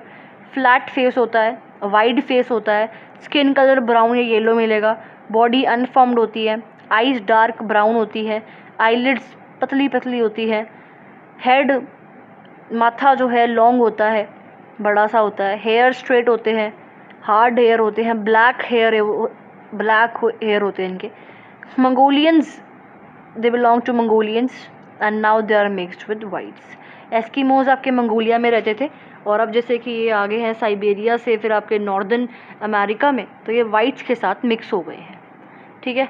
और ऑक्यूपेशन देखें तो विंटर हंटिंग, मॉनसून हंटिंग और समर हंटिंग, बेसिकली हंटिंग ही करते हैं, तो विंटर में, मॉनसून में और समर में। तो देखो विंटर हंटिंग में क्या है, नवंबर के टाइम पे जो विंटर है होती है यहाँ पे, इस टाइम पे लोग जो हैं वो ओशंस के शोर पे रहते हैं। जब तक ओशन की आइस जमी होती है ना, तो जब तक ओशन मेल्ट होना स्टार्ट ना कर जाए मार्च अप्रैल में, तब तक ये लोग कहाँ रहते हैं, ओशंस के शोर्स में, विंटर्स में। सील फिश को हंट करते हैं जो कि ओशंस के पास रहती है। सील जब वाटर से ऊपर आती है रेस्पिरेशन के लिए, तो ये इनको कैप्चर कर लेती हैं। फिर ट्राइब जो है, एस्किमोज जो है, इन सील्स को कैप्चर कर लेते हैं फॉर देयर फूड, ठीक है। हार्पून यूज़ करते हैं ये हंटिंग के लिए, और जो सील की मज़ल है, नाक होती है, वहाँ पे ये अटैक करते हैं सील को मारने के लिए, ठीक है। और जो ये टेक्निक है इसको कहते हैं माई पॉप। क्या यूज़ करते हैं, हार्पून, ठीक है। ग्रीनलैंड और एस्किमोज में दूसरी टेक्निक का यूज़ किया जाता है सील्स को पकड़ने के लिए। मॉनसून हंटिंग देखें तो मार्च में जब दिन बड़े होते हैं यानी कि गर्मियाँ आ गई तो आइस जो है it starts melting. For sun bath seal comes above the water from north pole ocean to shores of it. तो यहाँ पे अब हारपून्स नहीं यूज़ कर रही है, अब ये आर्क यूज़ कर रहे हैं सील फिश को कैप्चर करने के लिए। इस टेक्निक को उटॉक बोलते हैं, in which they hide and crawl to capture the fish. In this technique many other animals जैसे कि पोलर बियर, डियर, इनको भी ये मारते हैं और हंटिंग करते हैं। बिग एनिमल्स को ये हारपून उन पे थ्रो करके हंटिंग करते हैं। हारपून जो है, आर्क जो है, इनकी विजुअल आप देख लेना, इनके पिक्चर्स विजुअल्स गूगल पे देख लेना। समर हंटिंग की बात करें तो मई और सितंबर के बीच में आइस मेल्ट हो जाती है प्रॉपर और अर्थ के सरफेस से फ्लोट करती है। छोटी छोटी ग्रासेस इस टाइम पे ग्रो हो जाती हैं। समर के टाइम पे एस्किमोज जो है अब ये सी शोर को छोड़ देते हैं और सरफेस पे चले जाते हैं। ठीक है, अब ये एरो और बो को यूज़ करते हैं एनिमल्स को यहाँ पे हंट करने के लिए। अब एनिमल्स हंटिंग हो रही है तो इसका मतलब ये खाते क्या होंगे? मीट को और फिश को, है ना, क्योंकि वेजिटेशन तो यहाँ है ही नहीं और इतनी ठंड है वहाँ पे पोलर रीजन में, तो ये मोटे मोटे कपड़े पहनते होंगे। Skin of seal, skin of polar bear, अपने आप को कवर करने के लिए ये सब पहनते होंगे। मेन जो है एक स्वेटर पहनते थे टिमी यॉक और पजामाज कॉल्ड कॉमिक, और वुमेन जो है लेडीज़ वहाँ पे थी दे वियर ओमोट। ठीक है, हाउसेज अगर देखें तो ये लोग इग्लूज में रहते थे या एक प्लेस से दूसरे प्लेस पे मूव करते थे। परमानेंट या स्टैटिक हाउसेज इनके नहीं थे। समर्स में तो ये उग्लू में रहते थे which was made up of, sorry winters में उग्लू में रहते थे, igloo which was made up of ice. और समर्स में जो है ये हाउसेज बनाते थे from the bones of animals और शेल्टर्स बनाते थे from the skin of animals. घर बोन से, शेल्टर स्किन से। स्किन ऑफ एनिमल्स के लिए नाम दे रखा है, एक 2 नंबर में आ सकता है। And this is made by combining the skins of 50 to 60 seals. Sledges यहाँ पे यूज़ होती थी ट्रांसपोर्टेशन के लिए। स्लेज सबने देखी होगी, क्रिसमस में सेंटा क्लॉज के पास होती है ना स्लेज, वही होती है। ओके, सोशल ऑर्गेनाइजेशन देखें तो पेट्रियार्कियल थी, head of family oldest man है। सेडना गॉडेस में ये लोग बिलीव करते थे। टफेस्ट लाइफ ये लोग जीते हैं, हार्श क्लाइमेट में रहते हैं। एंड एग्जाम्पल ये सेट करते हैं इन्वायरमेंटल डिटर्मिनिज्म का, कि जो नेचर है वो मोस्ट पावरफुल है, क्योंकि ये नेचर के अकॉर्डिंग अपने आप को एडजस्ट कर रहे हैं। राइट, वाइट के साथ जैसे जैसे कॉन्टैक्ट में आए हैं फिजिकली ये चेंज हुए हैं। स्मॉल पॉक्स की वजह से इन लोगों की डेथ काफ़ी ज़्यादा हो गई थी। ट्रेडर्स धीरे धीरे ये बनने लगे, फिशेज और सील्स की भी ट्रेडिंग भी करने लगे। ठीक है, they are proven best for army on harsh climate. जो एस्किमोज है उनको जो फिजिकल फीचर्स हैं, फिजिकल स्ट्रेंथ है, वो बहुत बेस्ट है for army purposes. Right, scientific practices में पार्टिसिपेट करना इन्होंने स्टार्ट कर दिया है। अगली ट्राइब देखते हैं बुशमैन। बुशमैन वो लोग हैं जो कि हॉट डेजर्ट्स में रहते हैं, बेसिकली कालाहारी डेजर्ट में जो लोग रहते हैं। इनको हम सैन भी बोलते हैं। ये हंटर्स हैं, इनकी population all over the world 10,000 है। ठीक है, कालाहारी डेजर्ट अफ्रीका में वहाँ ये रहते हैं। जो कालाहारी डेजर्ट जो है ये साउथ वेस्टर्न ऑफ अफ्रीका में लाई करती है और 360,000 किलोमीटर स्क्वायर एरिया में ये फैली हुई है। जो एरिया है कालाहारी डेजर्ट, उसकी अगर हम लोकेशन देखें, लेटिट्यूडनल लोकेशन, तो वो आपको ये दिख जाएगी। ठीक है, जो ये बुशमैन है ये लोग आपके ओकावांगो रिवर के आसपास, नगामी लेक के आसपास, लिम्पोपो और नोसोब रिवर के आसपास रहते हैं बुशमैन। इन्वायरमेंटल कंडीशंस वहाँ पे देखें तो ड्राई डेजर्ट है आपका ये। ठीक है, 2000 metre above from datum level, यानी कि सॉल्ट का लेवल यहाँ पे बहुत ज़्यादा है। सैंड ड्यून्स आपको यहाँ पे मिल जाएंगे और सॉल्ट वाटर लेक सैंड में, जिसको हम पलायास कहते हैं, वो भी आपको यहाँ पे मिल जाएंगे। क्लाइमेट देखें तो western margin on belt of trade winds, मतलब बहुत गर्म क्लाइमेट है। समर्स लॉन्ग है, विंटर्स शॉर्ट है। समर्स में टेम्परेचर 30 से 40 होता है। डेजर्ट्स में ड्यूरनल रेंज ऑफ टेम्परेचर आपको मिल सकती है। Diurnal range of temperature last semester में बताई थी क्या होती है। विंटर्स के टाइम पे टेम्परेचर 15 डिग्री सेल्सियस है। इतना इंपॉर्टेंट नहीं है, ये खुद से बना के लिख के आना है, मतलब मैं बता रही हूँ आपको थोड़ा थोड़ा, जिससे सबके दिमाग में अगर फिट हो जाए कि बुशमैन जो एक्चुअली है क्या। ठीक है, एवरेज रेनफॉल 50 सेंटीमीटर थी नॉर्थ में, इतना माइन्यूट पढ़ने की जरूरत नहीं है कि ड्यूरनल रेंज क्या है, ये पलायास क्या है, नहीं। वर्ड्स एक बार दिमाग में सेट हो गए तो पेपर में अपने आप लिखा जाएगा, ठीक है। एवरेज रेनफॉल 50 सेंटीमीटर थी नॉर्थ में, 15 से 20 सेंटीमीटर थी साउथ वेस्ट में। ट्रेड विंड्स की वजह से यहाँ पे रेनफॉल कम हो जाती है, ठीक है। वेजिटेशन देखें तो बाबुल केकर नॉर्थ ईस्ट में मिल जाएंगे, ठीक है। ग्रासेस आपको यहाँ पे मिल जाएंगी जिसको हम बुशमैन ग्रास कहते हैं। वाटरमेलन और बुशमैन मेलन जो है यहाँ के फेवरेट आपके फ्रूट्स वगैरह हैं। Deer, goat, elephant, zebra, ostrich, cheetah, lion, ये आपको मिल जाएंगे यहाँ पे। Animals mainly are found near your Ngami lake और ओकावांगो स्वैम्प्स, ठीक है। फिजिकल ट्रेट देखें तो निग्रोटो रेस के थे ये लोग। Small brown yellow tone broad lips इनके फिजिकल ट्रेट्स हैं। हंटर्स ये लोग ही थे। Age of 11-12 they learn hunting professionally. Bones of big animals use करते थे for making their hunting weapons. Omnivores ये लोग हैं। टर्माइट को ये कहते थे, टर्माइट यहाँ पे राइस ऑफ बुशमैन है। एवरी ईयर इनको 2 स्टेजेस फेस करने होते हैं फूड सप्लाई के, फीस्टिंग और फास्टिंग। लंगोट वियर करा करते थे ये। वुमेन जो है वो कालोक या कारोस पहनती थी डेज में। नाइट्स में शॉल्स और ब्लैंकेट्स को यूज़ करते थे। केव्स में ये लोग रहते थे। कई लोग हट्स भी बना लेते थे। और arrows, knives, bows of made up of bones और utensils made up of soil ये लोग यूज़ करते थे। सोशल ऑर्गेनाइजेशन इनकी जो है इतनी खास तरीके से डेवलप नहीं थी, सोशलाइज नहीं करते थे ये लोग। डायनामिक सोसाइटी थी यहाँ पे। एक क्लैन में 20 से 100 लोग हो सकते थे। देवर इंट्रोड्यूस विद डिवाइन रिलीजन, उन्हें पता था कि रिलीजन जो है वो क्या होता है। नेचर के साथ इनका रिलेशन देखें तो हार्श क्लाइमेट में रहना बहुत मुश्किल है, वाटर और फूड मिलना बहुत मुश्किल है, तो ये एनिमल के फ्लैश को खाते थे, ठीक है। और अब तो नेचर के अकॉर्डिंग रहते थे ये लोग, राइट। तो कहीं ना कहीं ये जो ट्राइब है वह बताती है कि environment teaches man to live in accordance with it. तो कौन सी स्कूल ऑफ थॉट था ये, कमेंट में बताना। गुज्जर्स नेक्स्ट जो है रेजिडेंट्स ट्राइब्स हम देखते हैं। गुज्जर्स वो लोग हैं जो कि हिल्स में रहते हैं। ये इंडियंस है और ये जम्मू कश्मीर और हिमाचल प्रदेश में जो पहाड़ी इलाका है वहाँ पर रहते हैं। 4 टाइप के थे बेसिकली आपके। खेतिहार गुज्जर्स, इनको मुकामी भी कहते थे और ये वैलीज़ में रहते थे और फार्मिंग जो है उसको प्रैक्टिस करते थे। ट्रांस ह्यूमंस जो कि क्लाइमेट के अकॉर्डिंग अपने एनिमल्स के साथ माइग्रेट करते थे एक जगह से दूसरी जगह, जैसे कि बनिहाल गुज्जर्स या बकरवाल गुज्जर्स। तीसरा टाइप था कुन्हारी गुज्जर्स। ये लोग they believe that their ancestors come from Kunhar valley of Pakistan. Fourth थे इलाहीवाल गुज्जर्स जो कि पाकिस्तान से इंडिया में आए थे। एनिमल हस्बेंड्री को ये लोग प्रैक्टिस करते थे और आज के टाइम पे इंडिया में जम्मू कश्मीर और हिमाचल प्रदेश में ये लोग रहते हैं और क्लाइमेट के अकॉर्डिंग ये माइग्रेट करते रहते हैं आज भी।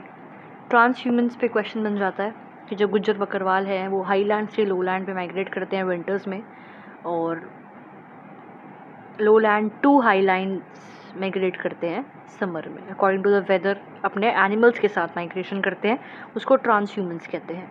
2 रूट्स हैं माइग्रेशन के इंडिया में, इस पर भी क्वेश्चन बन जाता है। Pir Panjal route. In this route people moves in caravan in Jammu Kashmir hills in 60 days from 3rd week of April to reach डोक, ठीक है। 22 days जो है मूवमेंट में कंज्यूम हो जाते हैं और 38 days रेस्टिंग में हो जाते हैं यूज़। कैरावान जो है स्टार्टेड फ्रॉम लेमेब्रेन, फ्रॉम क्रॉसे सिलसूरी, केदारगली, दोहारी, राजौरी, साज, थाना मंडी एंड नीली डेरी। नीली डेरी पे जो कैरावान है इनका वो 2 हफ्तों के लिए रेस्ट करता है। एनिमल हर्डिंग और शॉपिंग वगैरह यहाँ पे करते हैं। उसके बाद ये मारा पुशीना और चंडीगढ़ को क्रॉस करते हैं। चीता पानी फॉल जो है रास्ते में पड़ती है उसको क्रॉस करते हैं, थोड़ी मुश्किल होती है क्रॉस करने बट कर लेते हैं। उसके बाद गद्दार प्लेन जो है पीर पांचल पास जो है उसको क्रॉस करते हैं और नॉर्थ ईस्ट में फिर ये शालीमार गंज में पहुंच जाते हैं। उसके बाद नारंग पहुंचते हैं जहाँ पे ये एक्चुअली में इनका बेस होता है। एक्चुअली में यहाँ पे फिर ये सेटल हो जाते हैं विंटर्स के टाइम पे, हाई लैंड से लो लैंड। फिर हम बात करते हैं बनिहाल पास रूट की। किरान गयाल से और उसके आसपास की जगह से 20 अप्रैल के आसपास लोग यहाँ से चलते हैं, अपना ट्रेवल स्टार्ट करते हैं। और मानावाल करता, सुरीन कुंड, कभी खट्टा, बनिहाल, डिंगुनार, सलार, नसीराबाद, गिरवार, चंडानबडी और आपका सुखा नाला, ये इनके रेस्ट के एरियाज़ हैं। प्रोनाउंसिएशन गलत हो तो आई एम सॉरी, बट एक बार चेक कर लेना प्रोनाउंसिएशन। तो यहाँ पे बेसिकली ये रेस्ट करते थे। कभी खट्टा और बनिहाल के बीच में ट्रेवल थोड़ा सा अनकंफर्टेबल होता था इनके लिए, क्योंकि NH1B जो नेशनल हाईवे है उसको इनको क्रॉस करके जाना पड़ता था, जहाँ पे रोड एक्सीडेंट्स हो जाया करते थे। फिर ये फाइनली कश्मीर वैली पहुँच जाते थे। जब टेम्परेचर फ्रीजिंग पॉइंट से कम होता था, ये वापस से बेस पे पहुँच जाते थे अपने। इकोनॉमी और सोसाइटी यहाँ की देखें तो किनशिप और फंक्शनल ग्रुप्स जो हैं वो यहाँ पे थे, जो सोसाइटी को रन करते थे। फैमिली और जिनका डेरा होता था उसके अंदर 5 या 6 मेंबर्स होते थे। सोसाइटी पेट्रियार्कियल थी। और रिलीजन और कल्चर देखें तो हिंदूज़ और मुस्लिम्स ये लोग थे। ठीक है, मुस्लिम्स में आपका भारतीय और बनारीय लोग थे। भातरीय और बनारीय, pronunciation I am not sure, check कर लेना। हिंदूज़ में जैन्स और सिख्स थे। ठीक है, नेक्स्ट स्टार्ट करते हैं chapter 5, meaning, nature and components of resources. तो रिसोर्स जो वर्ड है वो आपका 2 वर्ड से मिलके बना है, रीमेन, राइट। री का मतलब अज्ञान और सोर्स का मतलब सर्विस। तो रिसोर्स बना है री और सोर्स से, तो अज्ञान service. For the fulfilment of needs and desires human beings resources को यूज़ करते हैं। तो रिसोर्स एक ऐसी चीज़ है जिससे ह्यूमन बींग्स अपनी नीड को या डिज़ायर को सेटिस्फाई करते हैं। ठीक है, नेचुरल रिसोर्सेज को हम डिफाइन कर सकते हैं एज दोज रिसोर्सेज जो कि नेचर प्रोवाइड करती है, और ह्यूमन बींग्स के लिए वो जो जगह, वो चीज़ें जो हैं, वो रिसोर्सेज जो है वो यूज़फुल है। या रिसोर्सेज वो फीचर्स ऑफ इन्वायरमेंट है जो कि कैपेबल हैं of serving man's need. Resources are merely environmental functioning in surface of man, right. तो ये कुछ डेफिनेशंस हैं रिसोर्सेज की। क्लियर हो गया होगा रिसोर्सेज क्या है। स्टैटिक एंड डायनेमिक कॉन्सेप्ट क्या है रिसोर्सेज का। स्टैटिक कॉन्सेप्ट देखें तो ये क्लासिकल कॉन्सेप्ट है। According to this, resources are static on earth and we can not increase the value of it. Water, forest, soil, minerals, ये सारे रिसोर्सेज हैं। ठीक है, ये स्टैटिक हैं, उतने ही हैं, इनकी वैल्यू हम इंक्रीज नहीं कर सकते। डायनामिक कॉन्सेप्ट एक मॉडर्न कॉन्सेप्ट है। According to this, everything given by nature is not a resource. Anything can be made a resource after utilizing it in a productive way. By using knowledge and technology, man is making things to use it as a resource. Dynamic में क्या कहते हैं कि ज़रूरी नहीं है कि जो नेचर दे वो हर चीज़ रिसोर्स है। टेक्नोलॉजी, इंटेलिजेंस, नॉलेज यूज़ करके मैन जो है नेचर की प्रोवाइडेड वस्तुओं को प्रोडक्टिव तरीके से यूज़ करके उसको रिसोर्स बना देता है। डायनामिक कॉन्सेप्ट में ये चीज़ आती है। ठीक है, अब 2 चीज़ें और हैं आपकी, रिसोर्स और रेजिस्टेंस। डिफरेंस क्या है। Resource is used and resistance is सेड्यूस्ड। कुछ रिसोर्सेज हम यूज़ नहीं करते और वो मैन के लिए हार्मफुल भी नहीं है, उसको हम कहते हैं न्यूट्रल स्टफ़। लेकिन कुछ रिसोर्सेज ऐसे हैं जिसको हम यूज़ नहीं करते लेकिन वो मैन के लिए हार्मफुल भी है, लेकिन अगर यूज़ कर रहे हैं तो भी वो हार्मफुल है, उसको कहते हैं रेसिस्टेंस। तो रिसोर्स रेसिस्टेंस हो सकते हैं और न्यूट्रल स्टफ़ हो सकते हैं, कि जो रिसोर्सेज मैन के लिए हार्मफुल है, रेसिस्टेंस है, उसको बेशक हम यूज़ करें या ना करें।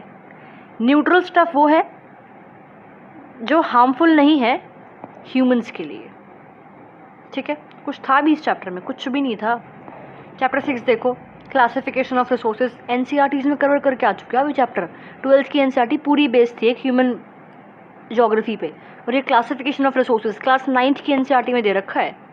इस पे क्वेश्चन इस बार आया भी था, देखो इसको क्या है इसमें। तो रिसोर्सेज की क्लासिफिकेशन देखिए अगर हम on the basis of origin, तो बायोटिक रिसोर्सेज हैं जो कि लिविंग रिसोर्सेज हैं, एबायोटिक रिसोर्सेज हैं जो कि नॉन लिविंग रिसोर्सेज हैं। On the basis of abundance या अवेलेबिलिटी देखें तो रिन्यूएबल या इनएग्जॉस्टिबल रिसोर्स, नॉन रिन्यूएबल या एग्जॉस्टिबल रिसोर्स। सबको पता है ये कि रिन्यूएबल क्या है, नॉन रिन्यूएबल क्या, बहुत ही बेसिक चीज़ है। 9th 10th 11th 12th सब में करके आ रखे हो आप ये लोग ये चीज़ें। ठीक है, अलग से क्वेश्चन बन जाता है रिन्यूएबल नॉन रिन्यूएबल पे, और रिसोर्सेज को कैसे क्लासीफाई करते हैं, उसकी डेफिनेशन क्या है, एक क्वेश्चन यही बन जाता है। On the basis of ownership आपने पढ़ रखा है, private resources, public resources, community resources. तो क्लासिफिकेशन ऑफ रिसोर्सेज में कुछ भी नहीं है। एनसीईआरटी उठा लेना 9th की, मैंने डाल भी रखी है वीडियो 9th चैप्टर की, 9th क्लास की। चैप्टर चेक कर लेना, चैप्टर याद नहीं है, शायद फर्स्ट सेकंड में से कोई होगा, देख लेना, ज़्यादा बड़ी वीडियो नहीं मिलेगी, एक क्वेश्चन बन जाएगा बल्कि आपका। आगे देखो chapter number 7, distribution and utilisation of biotic resources. थोड़ा सा कराऊंगी बिल्कुल। बायोटिक रिसोर्सेज यानी कि जो लिविंग थिंग्स हैं, animals, birds, forest, crop, vegetation, fishes, humans. तो बायोटिक रिसोर्सेज में सबसे पहले और सबसे इम्पॉर्टेंट आपके आते हैं वेजिटेशन रिसोर्सेज। उनके बारे में देखें तो वेजिटेशन रिसोर्सेज में एक इम्पॉर्टेंट पार्ट है फॉरेस्ट रिसोर्सेज। फॉरेस्ट रिसोर्सेज को हम ग्रीन गोल्ड या ग्रीन लंग्स ऑफ अर्थ कहते हैं, ठीक है। जो प्लांट्स और ट्रीज की जिस एरिया में डेवलपमेंट होती है in the form of canopy, उसको हम फॉरेस्ट कहते हैं। बहुत सारे फैक्टर्स हैं जिससे पता लगता है कि इस जगह पे फॉरेस्ट होगा या नहीं होगा, फॉरेस्ट की डेवलपमेंट होगी या नहीं होगी, जैसे कि climate, land, interior structure, sunlight, soil. तो जोग्राफिकल डिस्ट्रीब्यूशन अगर देखें फॉरेस्ट रिसोर्सेज का, इंपॉर्टेंट है, आ जाता है पेपर में। तो first is tropical hardwood forest. Tropical climate में ही आपको मिलता है, जहाँ पे टेम्परेचर हाई होती है, रेनफॉल हाई होती है। दो तरह से क्लासीफाई कर सकते हैं इसको, ट्रॉपिकल रेन फॉरेस्ट और monsoon forest. Tropical rain forest वहाँ मिलेंगे जहाँ पे रेनफॉल 200 सेंटीमीटर से ज़्यादा है, और ये एरियाज बेसिकली 5 डिग्री नॉर्थ और 5 डिग्री साउथ लेटीट्यूड के बीच में होते हैं। ज़ेयर बेसिन, गिनी वैली अफ्रीका में, अमेजोन वैली साउथ अमेरिका में, Malaysian Indonesian islands, western Ghats और असम इंडिया में। अमेजोन में ट्रॉपिकल रेन फॉरेस्ट को सेल्व्स कहते हैं।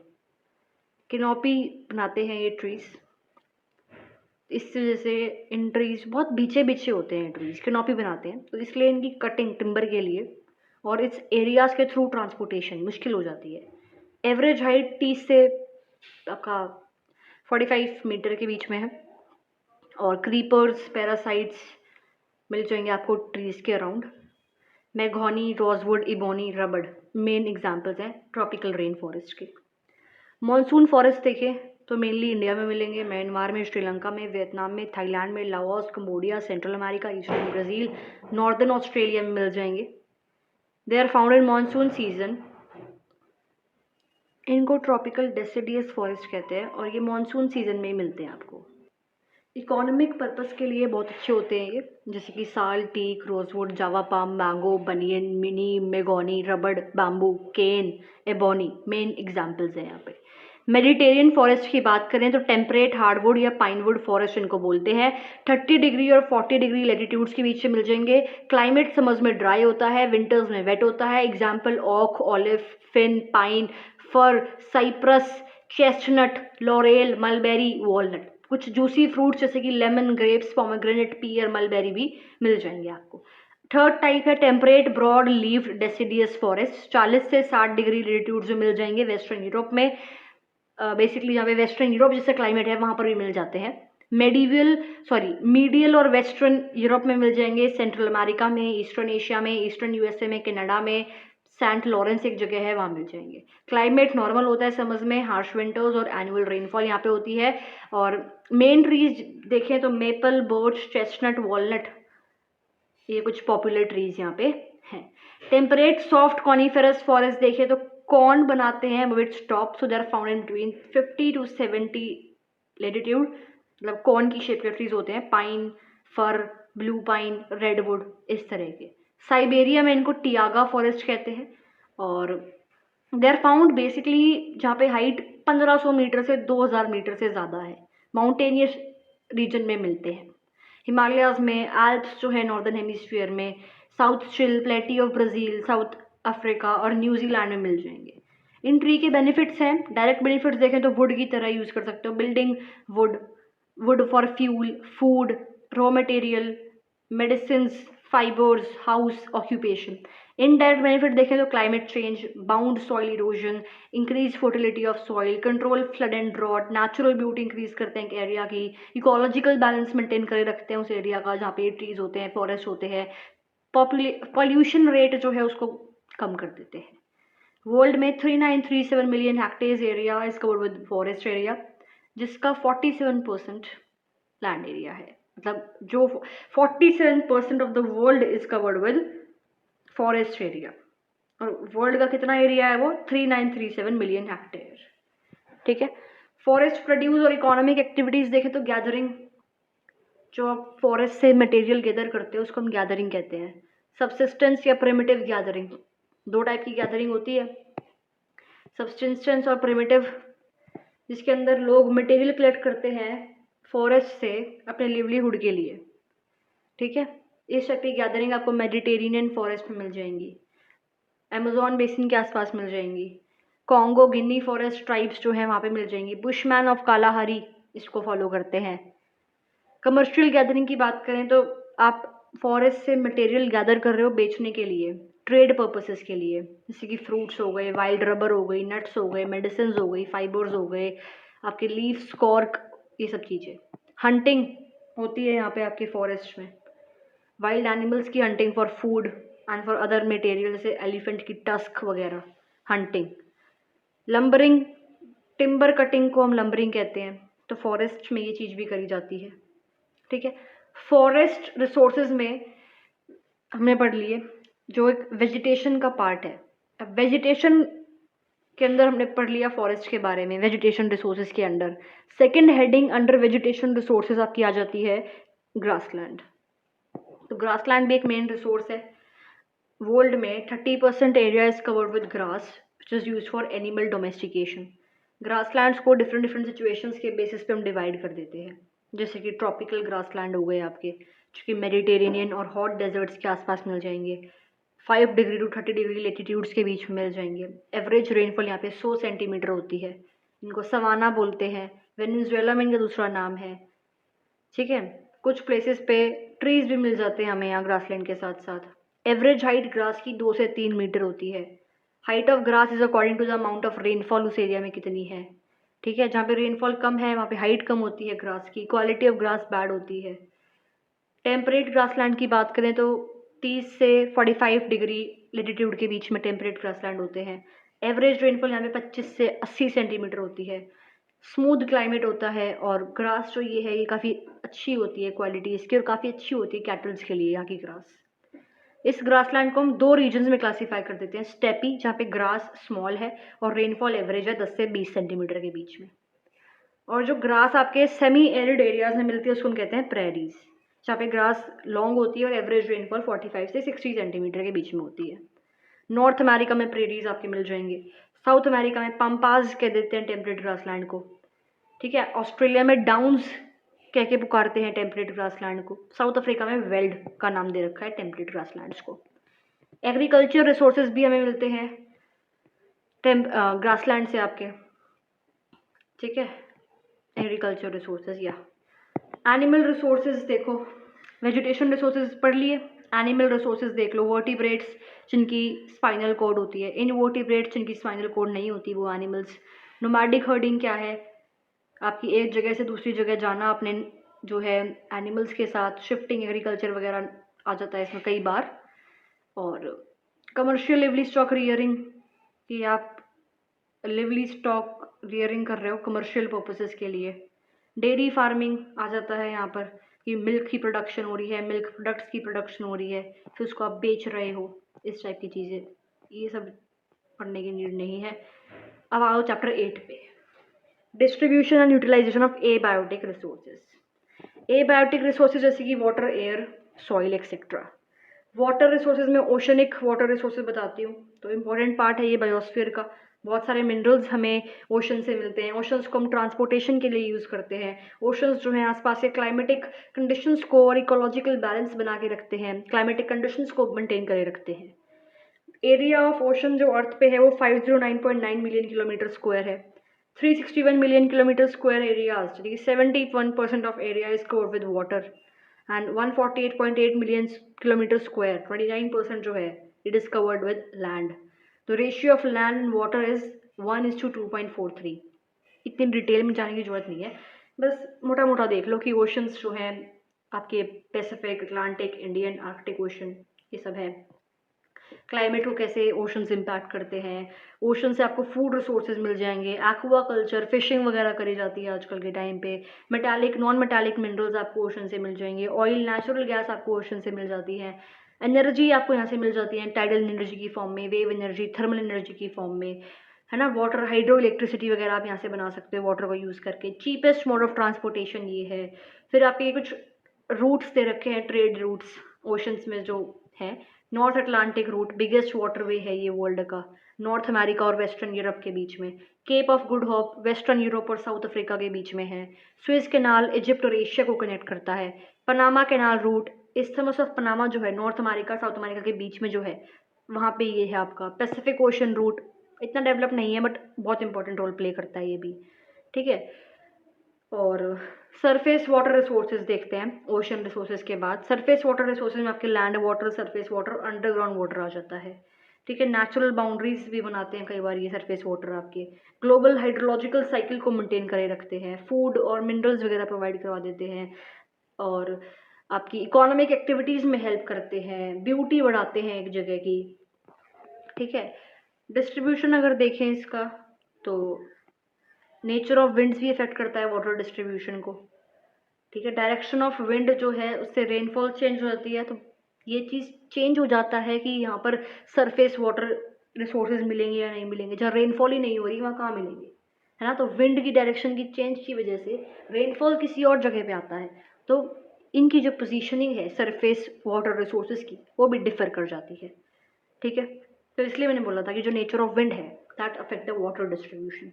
वेल्स के बारे में देखें तो वेल एक एक्सकवेशन या एक स्ट्रक्चर है which is created in the ground by digging, dribbling और योर ड्राइविंग और ड्रिलिंग, जिससे हम अंडरग्राउंड से वाटर रिसोर्सेज को एक्सेस कर सकें, ठीक है।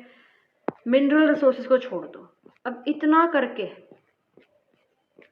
एक जो है, एक सेकेंड, कितना चैप्टर है ये, सारा छोड़ सकते हो आप, जितना मैंने कराया उतना एक बार देख लेना। चैप्टर 9 देख लो, कंजर्वेशन ऑफ नेचुरल रिसोर्सेज। अब इस चैप्टर को और करा दूँ, इतना करके यूनिट 2 एक क्वेश्चन 100% मिल जाएगा, ठीक है। अब कंजर्वेशन के बारे में बात करें, यानी कि हमें जो है रिसोर्सेज को बचाना है फ्यूचर जनरेशन के लिए, ये सब कुछ इसमें आता है। बहुत ज़्यादा इम्पॉर्टेंस है रिसोर्सेज को बचाने के लिए, क्योंकि रिसोर्सेज हमारे पास ज़्यादा नहीं है, फिक्स्ड क्वांटिटी में है, तो उनको बचाना पड़ेगा हमें। सॉइल रिसोर्सेज को बचाना पड़ेगा, सॉइल इरोजन से अपने जो सॉइल्स है, फॉरेस्ट है, उनको बचाना पड़ेगा। सॉइल पोल्यूशन को रिड्यूस करना पड़ेगा, जिससे जो फर्टिलिटी है सॉइल की वो मेंटेन रहे। ये सब चीज़ों पे हमें फोकस करना पड़ेगा। वाटर रिसोर्सेज को हमें बचाना पड़ेगा, वाटर पोल्यूशन को कम करना पड़ेगा। कैसे कैसे कर सकते हैं? अंडरग्राउंड वाटर को सेव करके, है ना, रेन वाटर हार्वेस्टिंग वगैरह वाली जैसी टेक्निक्स को यूज़ करके, तो वाटर रिसोर्सेज को सेव कर सकते हैं। पोल्यूशन को अवॉइड करके, रिवर्स को गंदा ना करके, उनकी क्लीनिंग करके, गवर्नमेंट इनिशिएटिव्स लेके आए ऐसे ऐसे, ये सब चीज़ें। एयर रिसोर्सेज को हमें कंजर्व करना पड़ेगा। कैसे करेंगे? एयर पोल्यूशन को कम करके, एसीज, फ्रिजेस, जो इनसे जो रेफ्रिजरेटर्स वगैरह जो है, यहाँ से जो गैस निकलती है, क्लोरोफ्लोरोकार्बन्स, हाइड्रोक्लोरोफ्लोरोकार्बन्स, ग्रीन हाउस गैसेज जो हैं, इसको हमें जो है कम करना पड़ेगा कहीं ना कहीं। इन चीज़ों पे फोकस करना पड़ेगा कि कैसे हम एयर पोल्यूशन को रिड्यूस कर सकते हैं। फॉरेस्ट, फिशेस, मिनरल्स, इन सब चीज़ों को कंजर्व करना पड़ेगा। तो बहुत ही बेसिक नॉलेज आपके इस चैप्टर में यूज़ है कि रिसोर्सेज जो है, पोल्यूशन जो है, वो सब कैसे कम कर सकते हो सस्टेनेबल डेवलपमेंट को फॉलो करके। गवर्नमेंट कुछ इनिशिएटिव्स लेके आए, रीयूज़, रिसाइकिल वाली चीज़ों को फॉलो करके, पब्लिक ट्रांसपोर्ट को यूज़ करके, प्लास्टिक को यूज़ ना करके। तो ये जो बेसिक चीज़ें हैं जो आप छोटी छोटी क्लासों में पढ़ते हो, वो इस चैप्टर में आपकी आती है। तो यूनिट 2 हो गई। अब यूनिट नंबर 3 बिगिन करते हैं, चैप्टर नंबर 10। नेक्स्ट चैप्टर देखो, पॉपुलेशन ऑफ द वर्ल्ड। तो वर्ल्ड में पॉपुलेशन एसिमेट्रिकल वे में है, कुछ एरियाज़ में पॉपुलेशन बहुत ज़्यादा है, किसी एरियाज़ में पॉपुलेशन बहुत कम है, कहीं पर ओवर पॉपुलेशन है, कहीं पर लेस पॉपुलेशन है। क्यों है? तो क्या फैक्टर्स हैं जो कि पॉपुलेशन डिस्ट्रीब्यूशन को अफेक्ट करते हैं? तो कुछ फिजिकल फैक्टर्स हैं कि वहाँ पे पानी कितना है, रिलीफ, क्लाइमेट, सॉइल, वेजिटेशन कैसी है। इकोनॉमिक फैक्टर्स कि वहाँ पे इंडस्ट्रियल डेवलपमेंट कितनी है, अर्बनाइजेशन कितना है, मिनरल रिसोर्सेज कितने अवेलेबल है, ट्रांसपोर्टेशन फैसिलिटीज़ किस लेवल की हैं। सोशियो कल्चरल फैक्टर्स आ जाते हैं फिर कि माइग्रेशन ऑफ लेबर जो है, कितने रेट में, अमाउंट में माइग्रेशन वहाँ पे होती है। कुछ पॉलिटिकल फैक्टर्स हैं कि गवर्नमेंट की स्कीम्स वहाँ पे किस तरीके की हैं, वहाँ पे पॉलिटिकल कंडीशंस कैसी हैं, कोई टेररिस्ट एरिया तो नहीं है, ये सब चीज़ें। Patterns of world population distribution अगर देखते हैं तो 2011 में अगर हम देखें, जो वर्ल्ड की पॉपुलेशन थी वो अराउंड 700 करोड़ थी। ठीक है, वर्ल्ड में 10% एरिया पे 90% पॉपुलेशन रहती है और 90% एरिया पे 10% पॉपुलेशन रहती है। इसमें उल्टा लिखा हुआ है, सेम चीज़ लिखी हुई है बट समझ जाना। ठीक है, एवरेज डेंसिटी अगर हम देखें वर्ल्ड की तो 56% पर स्क्वायर किलोमीटर है। मकाओ में वो एवरेज पॉपुलेशन डेंसिटी 6300 पर स्क्वायर किलोमीटर हो जाती है। ईस्टर्न साइबेरिया में वो 100 पीपल पर स्क्वायर किलोमीटर हो जाती है। तो ये डिफरेंसेस देखो वर्ल्ड में कितने ज़्यादा हैं, राइट।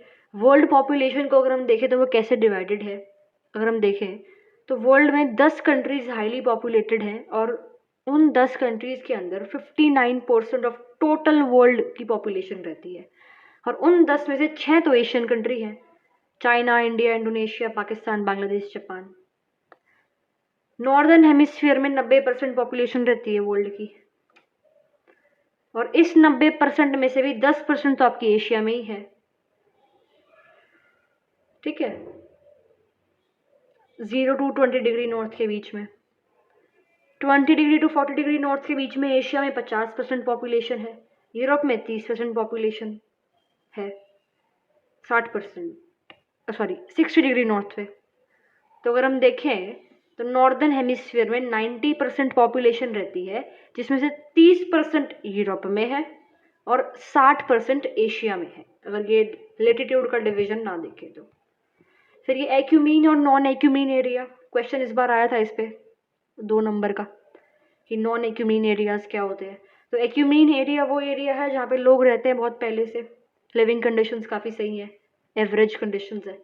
नॉन एक्यूमीन एरिया जहाँ पे हार्श क्लाइमेट है, बहुत ज़्यादा ठंड है, बहुत ज़्यादा गर्मी है, तो वहाँ पे लोग कम रहते हैं, पॉपुलेशन वहाँ की कम है। ठीक है, डेंसिटी ऑफ पॉपुलेशन देखो तो 2 टाइप की डेंसिटी होती है।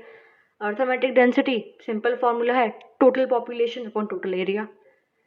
फिजियोलॉजिकल डेंसिटी या न्यूट्रिशनल डेंसिटी सिंपल फॉर्मूला है total population upon cultivated area.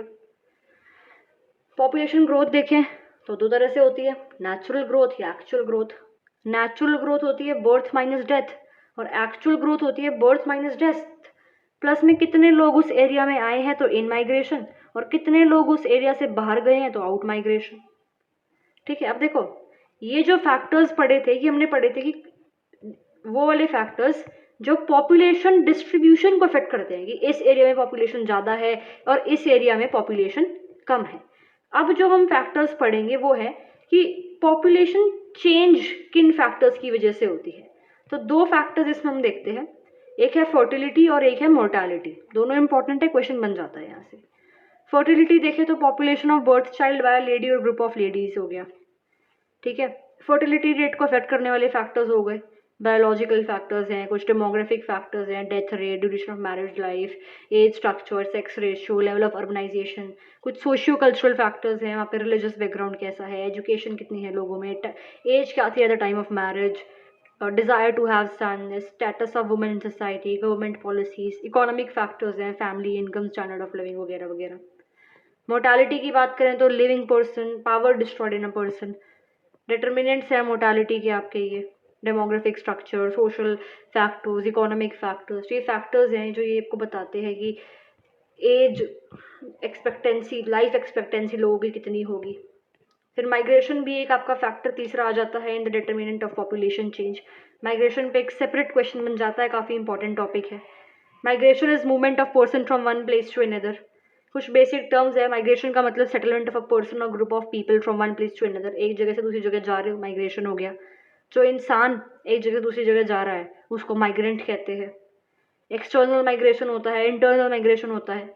External यानी कि इंटरनेशनल माइग्रेशन हो रहा है, एक देश से दूसरे देश। अगर एक इंसान या ग्रुप ऑफ पीपल एक देश से दूसरे देश जाते हैं तो उसे बोलते हैं एमिग्रेशन। अगर हमारे देश से दूसरे देश जा रहे हैं तो एमिग्रेशन। बाहर वाले देशों से हमारे देश में आ रहे हैं तो इमिग्रेशन।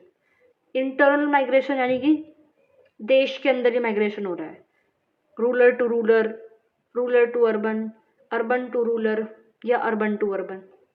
फिर आता है स्टेप वाइज माइग्रेशन, विलेज से आप टाउन में माइग्रेट हो गए, टाउन से बड़े शहर में माइग्रेट हो गए, स्टेप वाइज माइग्रेशन हो गया। कम्यूटिंग माइग्रेशन आता है फिर। इसमें क्या है कम्यूटिंग माइग्रेशन में कि आप काम कर रहे हो पानीपत में, रहते हो सोनीपत में, तो ये जो अप डाउन हो गया डेली का या वीकली माइग्रेशन, इसे कम्यूटिंग माइग्रेशन कहते हैं। ट्रांस ह्यूमन्स, इंपॉर्टेंट क्वेश्चन यहाँ से बन जाता है कि जो लोग हैं वो क्लाइमेट के अकॉर्डिंग अपने एनिमल्स के साथ माइग्रेट करते हैं एक जगह से दूसरी जगह, उसको ट्रांस ह्यूमन्स कहते हैं। फैक्टर्स कौन कौन से हैं जो कि माइग्रेशन को इम्पैक्ट करते हैं, डिटरमाइन करते हैं? एम्प्लॉयमेंट, मैरिज, एजुकेशन, करियर, वहाँ की इन्वायरमेंट कैसी है उस एरिया का, उस एरिया में पॉलिटिकल सिचुएशन कैसी है, क्लाइमेट वहाँ पे कैसा है, ये सब चीज़ें। ठीक है, चैप्टर 11 देखो, concepts of optimum population, over population and under population. Easily question बन जाता है यहाँ से भी एक। ऑप्टिमम पॉपुलेशन क्या है वो देखते हैं। ऑप्टिमम पॉपुलेशन में ये है कि जितनी पॉपुलेशन है एक जगह की उतने ही रिसोर्सेज है, कोई रिसोर्सेज की कमी नहीं हो रही है, या ऐसा नहीं है कि रिसोर्सेज बहुत ज़्यादा हैं तो वो यूज़ नहीं हो पा रहे हैं। एक फॉर्मूला दे रखा है, इसको लिखाना आपने क्वेश्चन में, ये फॉर्मूला है basically.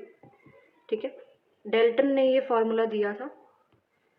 Optimum population is that which gives maximum income per person. ये फॉर्मूला है जहाँ पे M is maladjustment, A is actual population and O is optimum population. तो फॉर्मूला याद रख लेना।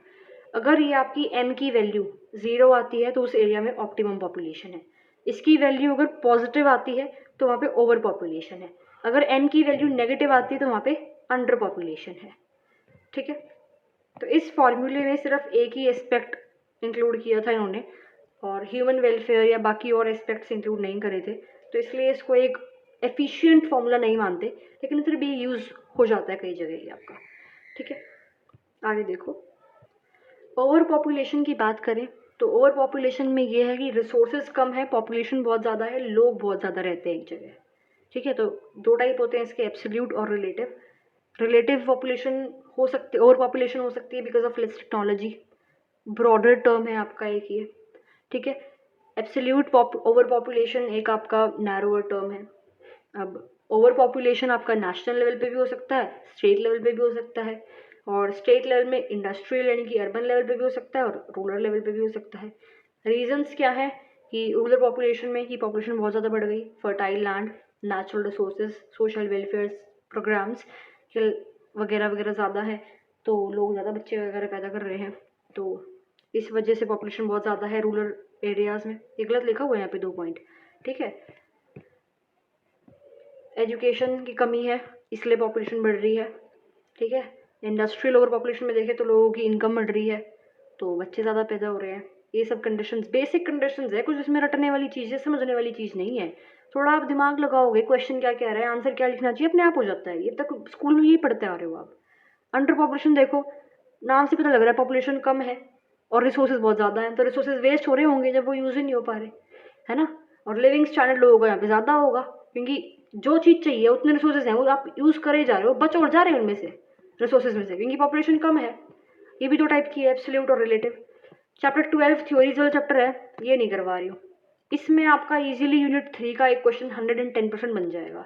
ठीक है, अब देखो section number D, unit number 4 basically आपकी।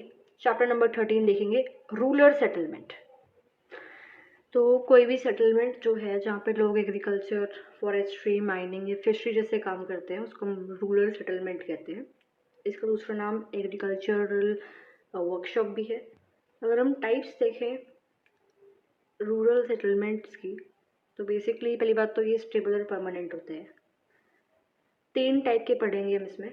कॉम्पैक्ट सेटलमेंट जो कि फार्मिंग पे बेस्ड है, मोस्टली ये हाईली प्रोडक्टिव एलुवियल प्लेन्स जैसे कि इंडो जेंजेटिक प्लेन्स, हवांगो वैली चाइना में है, नाइल वैली अफ्रीका में है, वहाँ पर ये मिलती है कॉम्पैक्ट सेटलमेंट। कंजस्टेड हाउसेस होते हैं यहाँ पे। साइज़ जो है सेटलमेंट का डिपेंड करता है कि उस कंट्री में, उस एरिया में कितने रिसोर्सेज हैं। ठीक है, अपर और लोअर कास्ट के बीच में जो डिफ्रेंसिएशन है वो हाई डिग्री का होता है यहाँ पे। हंटिंग और फिशिंग भी ये लोग करते हैं इस सेटलमेंट के।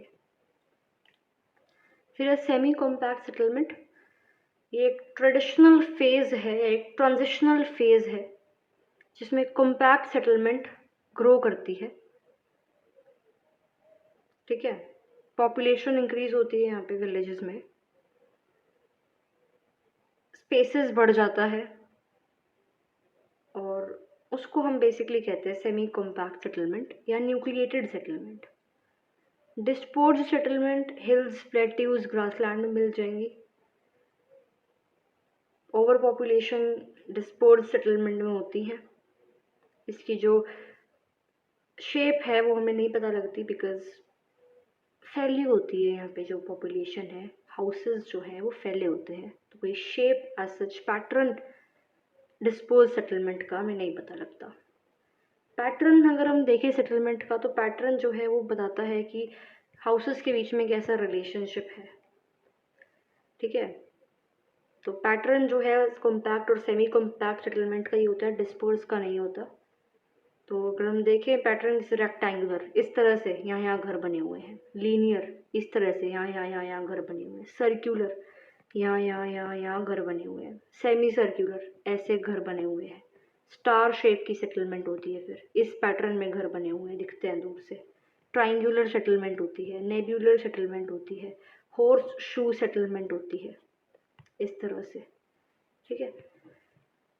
Factors affecting the location of rural settlement, कि इस एरिया में रूरल सेटलमेंट होगी तो क्यों होगी, वो फैक्टर्स कौन कौन से हैं वो देखते हैं।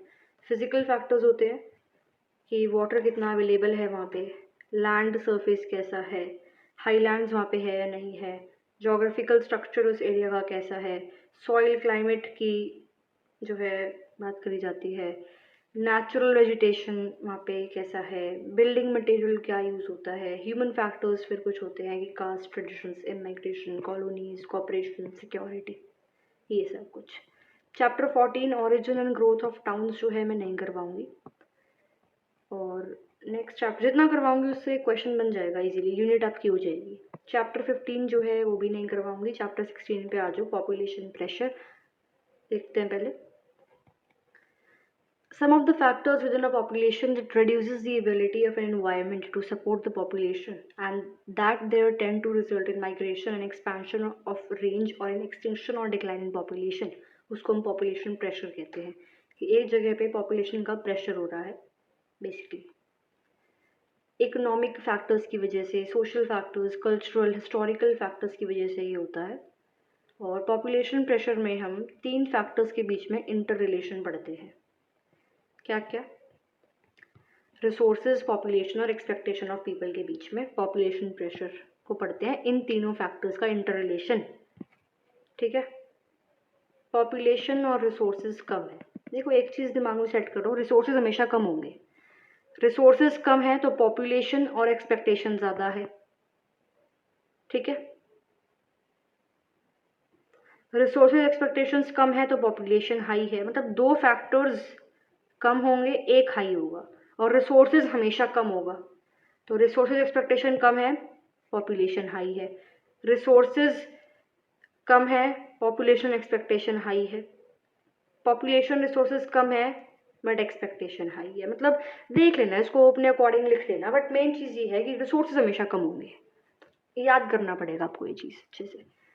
एक्सप्लॉइटेशन ऑफ रिसोर्सेज अगर हम देखें, इन्वायरमेंटल डिग्रेडेशन हो रही है, फॉरेस्ट रिसोर्स को अच्छे से यूज़ नहीं कर रहे हो, पोल्यूशन कर रहे हो, नेचुरल इन्वायरमेंट को डिग्रेड कर रहे हो, soil erosion, upper layer of the soil displace हो गई, टॉप सॉइल जो है उसकी वियरिंग अवे या wearing of. Soil erosion basically किन फैक्टर्स की वजह से होती है वो देखो, वाटर की वजह से, ग्लेशियर्स की वजह से, विंड की वजह से। वाटर की वजह से गली इरोजन होता है, जब आपका पानी बहुत ज़्यादा स्पीड में बहता है तो उसे लैंड होती है, तो लैंड को ऐसे कट करके बहता है तो यहाँ गड्ढा सा बन जाता है गली की शेप में, तो उसे गली इरोजन कहते हैं। शीट इरोजन, लैंड है पूरी की पूरी, सॉइल की शीट डिस्प्लेस हो जाती है, शीट इरोजन हो गया। रिल्स हो गए, रिल्स में क्या है कि जो पानी है, मान लो ऊपर से वाटरफॉल गिर रही है ऐसे, तो अंदर तक गड्ढे हो रहे हैं, फिंगर शेप्ड गड्ढे हो रहे हैं, उसे रिल इरोजन कहते हैं, ठीक। विंड की वजह से इरोजन होता है, सॉल्टेशन, सस्पेंशन और सरफेस क्रीप की फॉर्म में। कॉजेज क्या है सॉइल इरोजन के? Wind, water overgrazing, deforestation, heavy rainfall, agriculture practices. Demerits क्या है सॉइल इरोजन के? कि फ्लड हो जाती है इसकी वजह से, लैंड की जो फर्टिलिटी है वो कम हो जाती है, और ड्रॉट जो है वो कॉज हो जाती है इसकी वजह से। तो सॉइल को हम कैसे कंजर्व कर सकते हैं? प्लांट्स को ग्रो करके, फॉरेस्टेशन करके, एफॉरेस्टेशन करके, रीफॉरेस्टेशन करके, डैम्स बिल्ड करके, थोड़ा इकोलॉजी को मेंटेन कर सकते हैं, इको फ्रेंडली तरीके से डैम्स क्रिएट बिल्ड कर सकते हैं, crop rotation, terrace farming, plantation, grazing को बैन करके न्यू न्यू एग्रीकल्चर प्रैक्टिसेस को फॉलो कर सकते हैं। अब डिग्रेडेशन जो है इन्वायरमेंट का, वो ऑब्वियसली ह्यूमंस ही करते हैं। डिफॉरेस्टेशन की वजह से होता है डिग्रेडेशन इन्वायरमेंट का।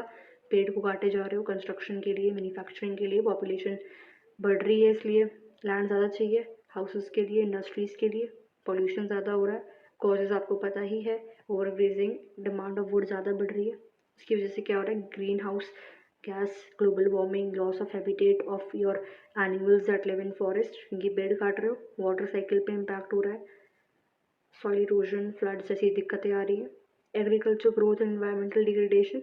एग्रीकल्चर आप लार्ज स्केल पे कर रहे हो तो लैंड पे केमिकल फर्टिलाइजर्स, पेस्टिसाइड्स वगैरह यूज़ कर रहे हो, तो बहुत ज़्यादा लैंड पॉल्यूशन, सॉइल पोल्यूशन हो रहा है उसकी वजह से। अंडरग्राउंड जो है उसका भी पोल्यूशन हो रहा है, फर्टिलाइजर्स की वजह से एयर पोल्यूशन भी हो रहा है। जो फर्टिलाइजर्स हैं ये आपकी फूड चेन में भी एंटर कर जाते हैं, तो पॉपुलेशन पे भी इसका जो है नेगेटिव इम्पैक्ट आपका होता है। फर्टिलिटी जो है सॉइल की वो कम हो रही है, जो आपके हाई यील्डिंग वैरायटी सीड्स थे वो बहुत ज़्यादा पानी, they require lot of water for irrigation purposes, तो सॉइल की जो सैलिनिटी है वो बढ़ रही है और फर्टिलिटी जो है वो कम हो रही है। एयर पोल्यूशन बहुत ज़्यादा हो रहा है, वॉल्केनिक इरप्शंस, फॉरेस्ट फायर, कुछ नेचुरल फैक्टर्स हैं एयर पोल्यूशन को कॉज करने वाले, burning of fossil fuels, mining, fertilisers, ये कुछ मैन मेड फैक्टर्स हैं that causes air pollution. Global warming, green house gases, ये सब लिख सकते हो इसमें आप। क्लोरोफ्लोरोकार्बन्स, हाइड्रोक्लोरोफ्लोरोकार्बन्स, फॉसिल फ्यूल्स को बर्न करना, smokes from the industries, acid rain important है, 2 नंबर में आ जाता है। ये सल्फ्यूरिक एसिड और नाइट्रिक एसिड जो है आपका एसिड रेन में होता है। डेफिनेशन प्रॉपर देख लेना इसके एक बार गूगल पे, और आ सकता है क्वेश्चन इजीली 2 नंबर में। ग्रीन हाउस इफेक्ट क्या होता है, ग्लोबल वार्मिंग क्या होती है, पेड़ों को आप काट रहे हो तो कैसे इकोलॉजिकल डिसबैलेंस क्रिएट हो रहा है, टेम्परेचर बढ़ रहा है, कोस्टल लाइफ जो है वहाँ पे एनिमल सफ़र कर रहे हैं, ग्लेशियर्स मेल्ट हो रहे हैं, रेनफॉल में चेंजेस हो रहे हैं, क्लाइमेटिक कंडीशंस वर्ल्ड में चेंज हो रहे हैं, ये सब। ओजोन लेयर डिप्लीट हो रही है जो कि अर्थ के स्ट्रेटोस्फेयर में है। ओजोन लेयर होती क्या है? O3 इसका फॉर्मूला है, ठीक है। ओजोन लेयर की इंपॉर्टेंस ये है कि यूवी रेज जो सन की है वो अर्थ पे एंटर नहीं करती। ऑस्ट्रेलिया के ऊपर आपका एक बहुत बड़ा ओजोन होल है, राइट, जो कोरोना के टाइम पे ढक भी गया था। कॉजेज़ क्या है ओजोन लेयर डिप्लीशन के? CFCs, हाइड्रोक्लोरोफ्लोरोकार्बन्स वगैरह, और नेचुरल कॉजेज़ भी जैसे कि सनस्पॉट्स या एटमॉस्फेरिक विंड्स, और रेफ्रिजरेटर जो है, एसीज, हेयर डाइज, परफ्यूम्स, इनकी वजह से आपके ये कुछ मैन मेड फैक्टर्स हैं for ozone depletion. Nuclear reactions, आपके फर्टिलाइजर्स, और इफेक्ट्स क्या हैं इसके ह्यूमंस पे?